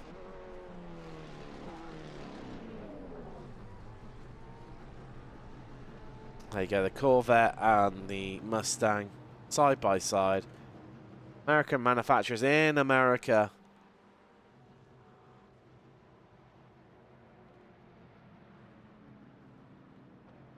Let's go through some results here from round 2 of the championship. Let's go. No, race. Oh, I've clicked the wrong button. It's all gone wrong. And David Contos' face is on there. It's all... Let's see if we can try and...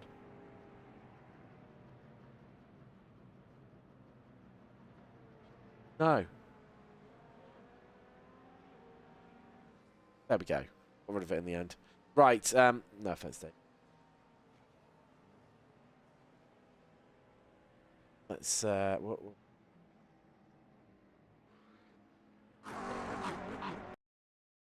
we go. So, your results from round 2 of the championship. Effect Simulation, your winners in the 9:06. I mean, what would have happened? What it could have, would have, should have.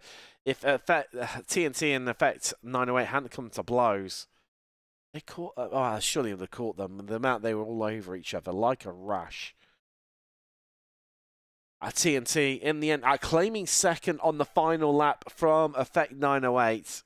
So maybe a bit of guilt from the 908, making it easier than what it could have would have been if it had been a straight dogfight between the pair of them, meaning they finish in third for Effect. Spire ran a weird strategy, and it seemed to work for them. Got them into fourth, having started fourth, but yeah, quite a day for them at the office. But sometimes, hey, you got to take those ones. It makes it a lot easier. It's nice. Raccoon in 5th, then simcoach.co.uk red in 6th.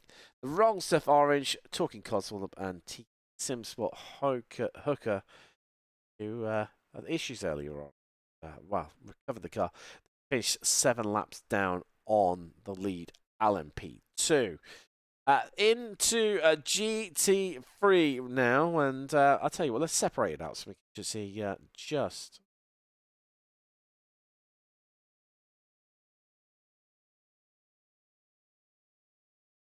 There we go. GT3, Prasanda Nomad, dominant from them. Dominant, cleared off early on and just stayed there. Didn't really extend the gap, interestingly, but yeah. Nice, easy day at the office. Great drive from Shab Bolt and Hacken there to secure victory here on their debut in the championship. Over the limit, second. Late on, affects... steal away the podium from the Mustang. I mean, they're in the wars themselves. The Mustang, well, of the Wrong Stuff having to settle for 4th, having run out on the run to the line. I feel gutting for them, absolutely gutting, because they ran it, kept after passing after the incident earlier on, just stayed in 3rd between the Effect and Prastanda Nomad 56. We'll come to them in a minute, but yeah, hey, these things happen. Should have put a bit more fuel in, lads, for the sake of an extra litre. Dear me. JD Sim Racing in 5th. Yeah, could have been that, but hey, you know, again, a quiet day at the office for them, and probably would have taken it considering what was online. In 6th were Old Dudes in Cars, first of the cars, 1 lap down. So we're Raccoon Sim Racing Black, JD Sim Racing Junior, simcoach.co.uk blue, and Old Dudes in Cars, the 8th car that is, as ran out your top 10. Also 1 lap down were Cube Controls and Team Potato. I mean, Team Potato, I think I only saw them once. Talking of quiet days at the office, definitely one for them. 88 Tech had a few issues, and hence why they were 4 laps down. Only 2 retirements today. Were Prasanda Nomad 56. We lost them on lap 35. And iRacing.es, who we lost on lap 15. Right. Let's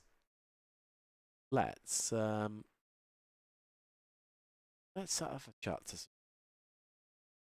now, going to... Right, I need to... I have all my stuff set up nice and easy. I haven't even got myself into the actual interview. That's always a good start. Then we're going to just a little bit of...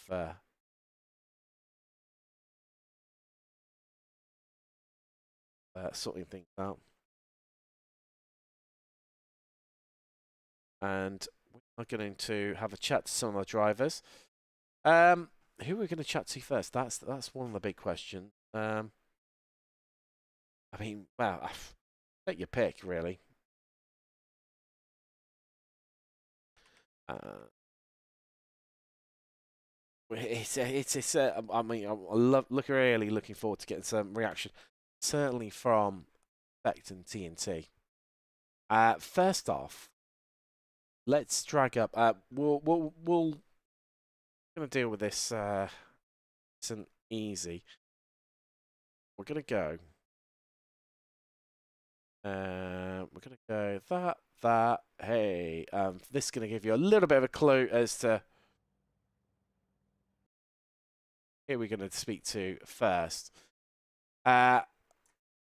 Drag them on up. Joined by the guys over at Prasanda Nomad 57 in the McLaren. Well, I mean, hey, as debuts go in the championship, don't get much better than that one, does it, gents? Really? Not particularly. That's pretty good. And in terms of strategy, etc., I mean, we saw you very, very early on. I mean, Aiden, you dragged out the lead to, what, around about 16, 17, 18 seconds, somewhere in that sort of window. And you just kept it there. Was it a case of you just playing a bit more conservative and cautious once you got that lead? Because it didn't really grow any much more than that for the remaining, 2 hours and 50 minutes. Yeah, so once we pit, we knew we needed to fuel save. So Hawken managed to fuel save us 2 laps because I didn't guess us the extra lap in the first stint intentionally. And then in my second stint, I was fuel saving heavily. We weren't sure if we needed an extra lap, so if we needed 3. So I was fuel saving pretty much every single corner about 100 meters back. So yeah, that was the reason the gap didn't go down anymore or up. And I mean, that's got to be a pretty blowing, punch to take for everyone else in the championship scene. So, you completely dominated it and you were just ridiculously heavily fuel saving. Yeah, it is what it is though. We felt fairly confident coming into it, but in the final stint we had no idea how much fuel to save because the fuel calculators were telling us whether it was 88 or 89 laps, so we weren't too sure. So we were just like, we have a 15, 16-second gap, why not save for 3 just in case? And I was trying to match the P2 just to make sure that it wasn't going up or down too much. Fair enough. Well, Hakan, obviously you've not spoke. Aidan said all the plaudits and such like. I mean, how did you find it out there today? I mean, a bit of a sort of, say, smaller field, still 24 cars out there, but do you find that sort of aided and helped you in terms of staying out in front because there weren't so many prototypes out there? The small field of prototypes really helped when it comes to traffic, but I'm came into this knowing I'm slower than Aiden. I didn't know he was this fast because this is his second race with the team. Yeah. So I wanted to try and maintain some sort of gap. I knew the guys behind were fast, but then Effect and the other Nomad team had an incident, and that eased my mind quite a bit. So we managed to keep the gap quite well, and with the 9 LP2s that was in, we managed to keep the traffic quite controlled as well. Well, congratulations, gents. Looking forward to seeing you in, I think we're about 3 weeks away from the next round. Congratulations. Cracking debut. That is Prestanda Nomad 57. Thank you. Thank you to everyone hosting this event as well. It's been great. And thanks to the team, Prestanda, as well. All that. Congratulations to those guys. Right, I need to catch up with chat very briefly. Right, okay. Right. I see what you're saying over in chat on YouTube. Right. We're gonna do. Let's. What we're gonna do first off, we're gonna take we're gonna take we'll save the best till last. Although in terms of performance, James Ibram, congratulations. I mean, do you feel almost a bit like cheated, or is it a case of, do you know what, you got to take these opportunities when they come your way, and it's their own fault for coming together?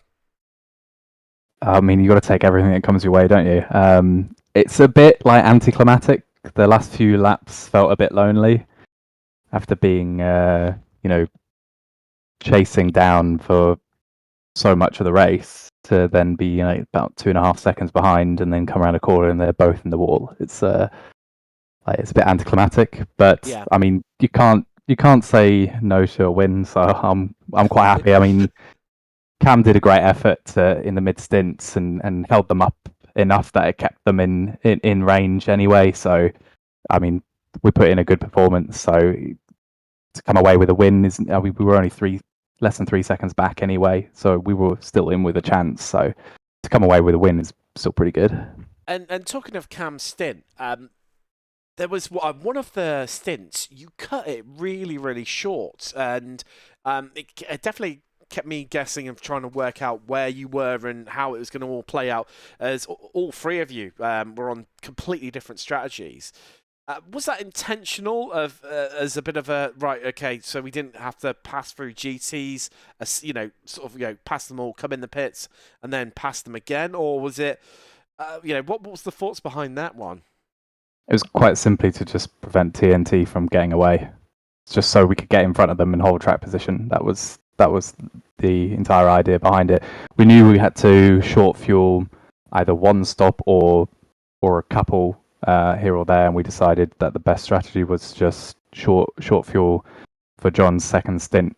Not John, sorry, Cam's second stint to get us back in front of TNT and hold them up a bit, which I think really was in our advantage. Definitely. Well, I mean, I know it feels slightly hollow, as you say, in some ways, but congratulations on the victory. That is James Ibram for Effect Simulations 906.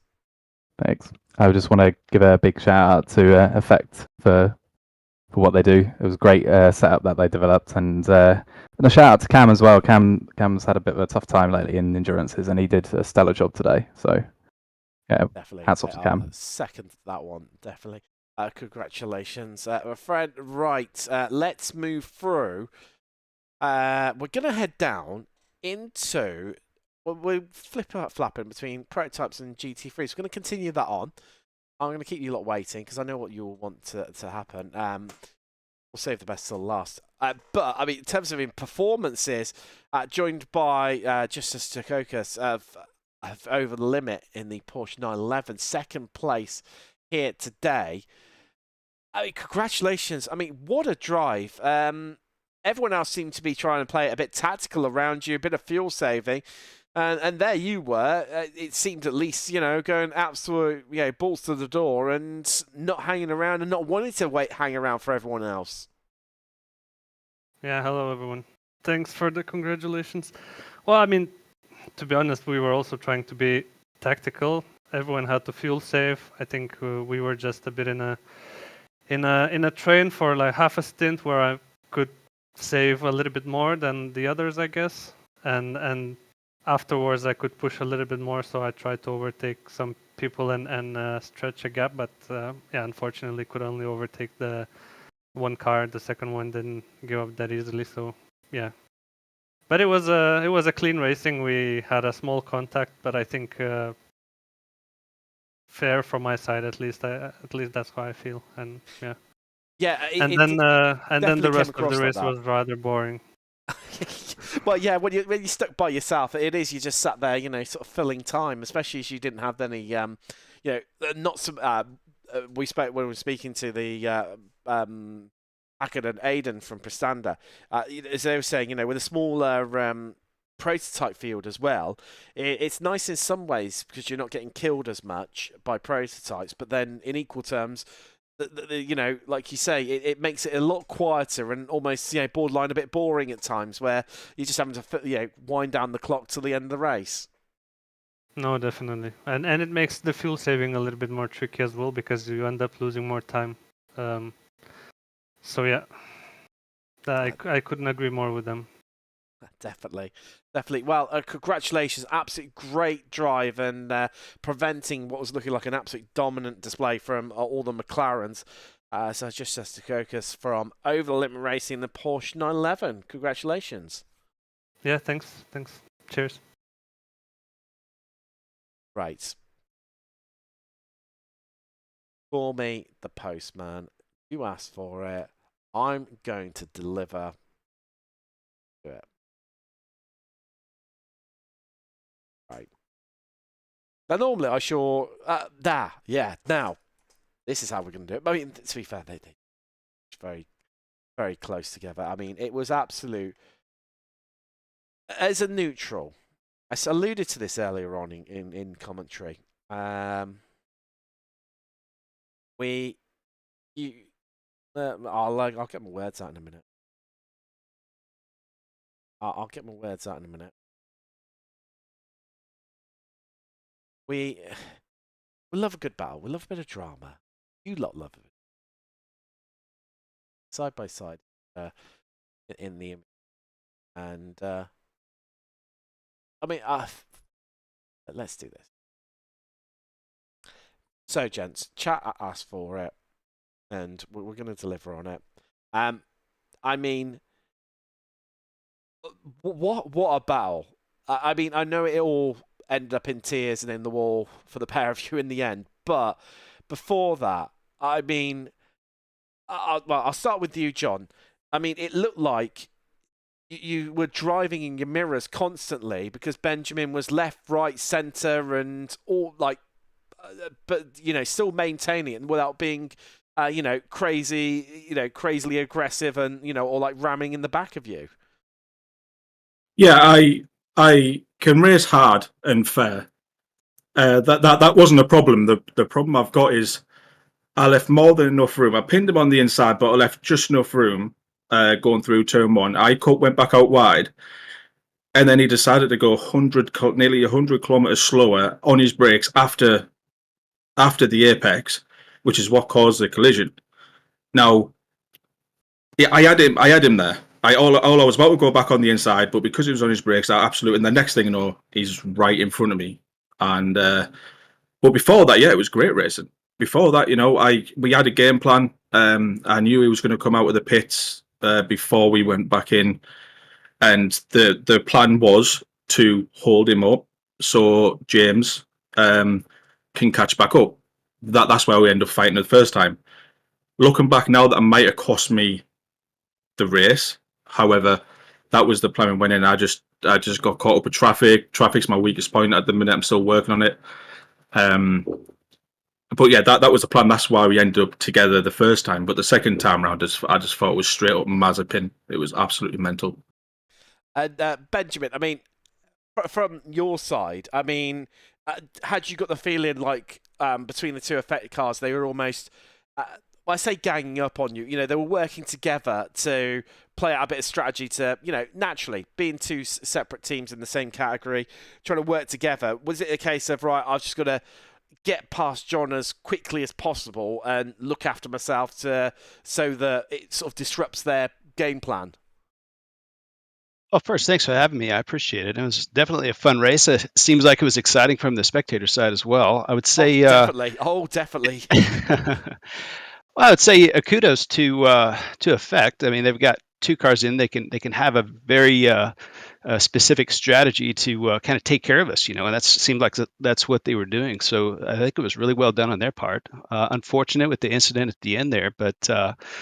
I mean, it's clean, hard racing. There are some things in iRacing. If you don't have a VR, if you don't have three screens, if somebody pins you down low, you don't really know where they are, and then you're on the inside of a corner, seemingly pinned down there, and you understeer a little bit. But having a look at the replay, I mean, it doesn't look like there's anything intentional. Certainly not on my part. But it is what it is. I'll take second place. It was a hard fought kind of charge back at the end, and made for some good viewing.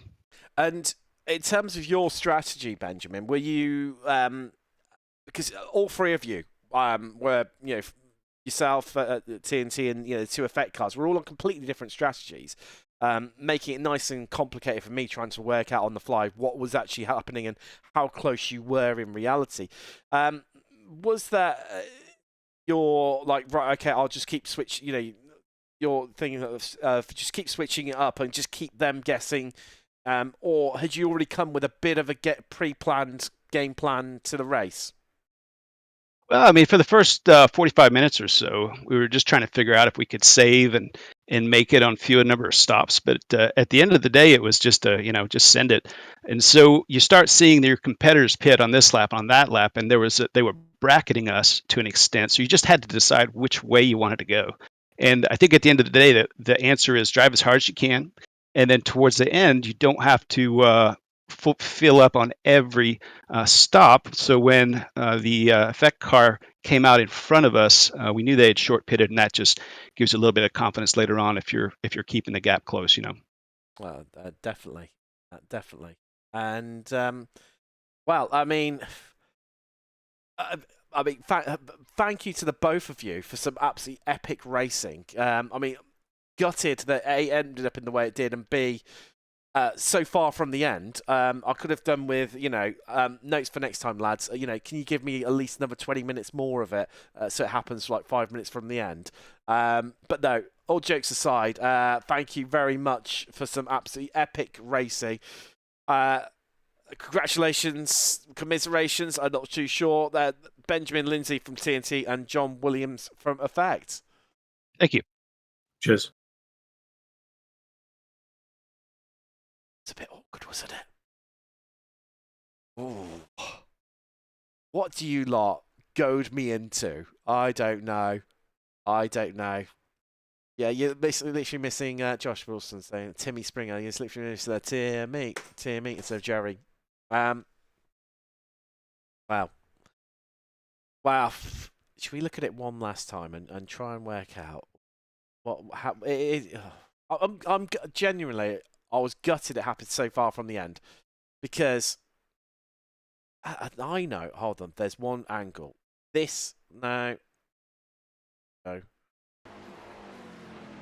Now that's not the one. We want this one here, and we're gonna go right.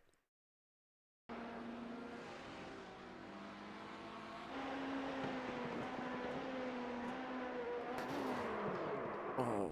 Now, would he have made it? Would he have made it? Would have Lindsay have made the corner? Let's. This one might give us. Let's. So this is from Lindsay's point of view. Oh, was he too slow through the corner? Was he too slow through the corner, like Williams claims? I mean, I think maybe 100 kilometers is a bit of an exaggeration. I don't know.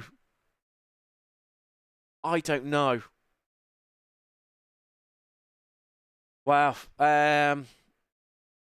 Let's hide that lot. Is it? I mean, Nathan Francis, you didn't get shown much, so there you go. You get a bit of extra mention towards the end there. Right. I mean, answers on the postcard. Look at. Oh, right. Hold on. I've just seen. It's over on YouTube. It says, "Look at John's cockpit." That's what she said. Right. Okay. Let's go here. Will it? Right. John. Right. Okay. You ready?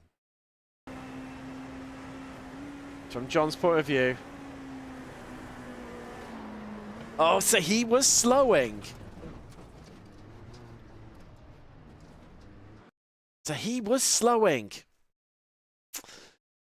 Oh, answers on a postcard. Hey, I mean, congratulations. I mean, what did we learn today? We learned that Prestanda Nomad are bluffing quick, shall we say. Certainly Aidan Shadbolt. Seen Aidan in and around a few championships over the last 3 or 4 years, and yeah, that lad's potentially got a bright future ahead of him. I think so, and I think clearly his teammate a little bit shocked at just how quick he was. Bit of good for them that they couldn't make it the double podium, although GT on GT action with Effect. I mean, meaning, well, they nearly didn't even get on the podium. Gutting for the wrong stuff in the Mustang to not to run out of fuel on the final lap. I mean, for the sake of an extra litre. Oh, sorry, they're American, so it'd be a gallon, man. Yeah, half a gallon. It would have been enough. It wouldn't have even cost them anything. But then these snap decisions, these finite margins is what defines racing, isn't it? And then, well, spoke to James Ibram in the Effect Simulations 906 car.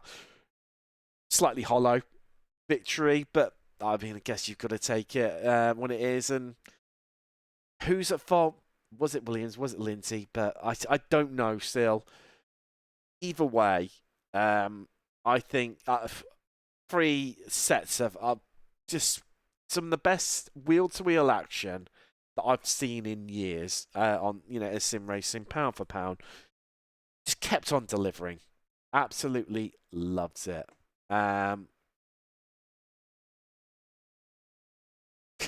Jason Dilworth over on Twitch. Was it Williams? Was it Lindsay? Yes. Yeah, I think ultimately as bad as each other there. It is what it is. We're back. 3 weeks' time, I do believe it is. Yeah. Thank you very much for joining. Been a pleasure. Take care of yourselves and well, forward to it. Can't wait. I've been Tim Cox. It's been a pleasure. You take care. See you soon.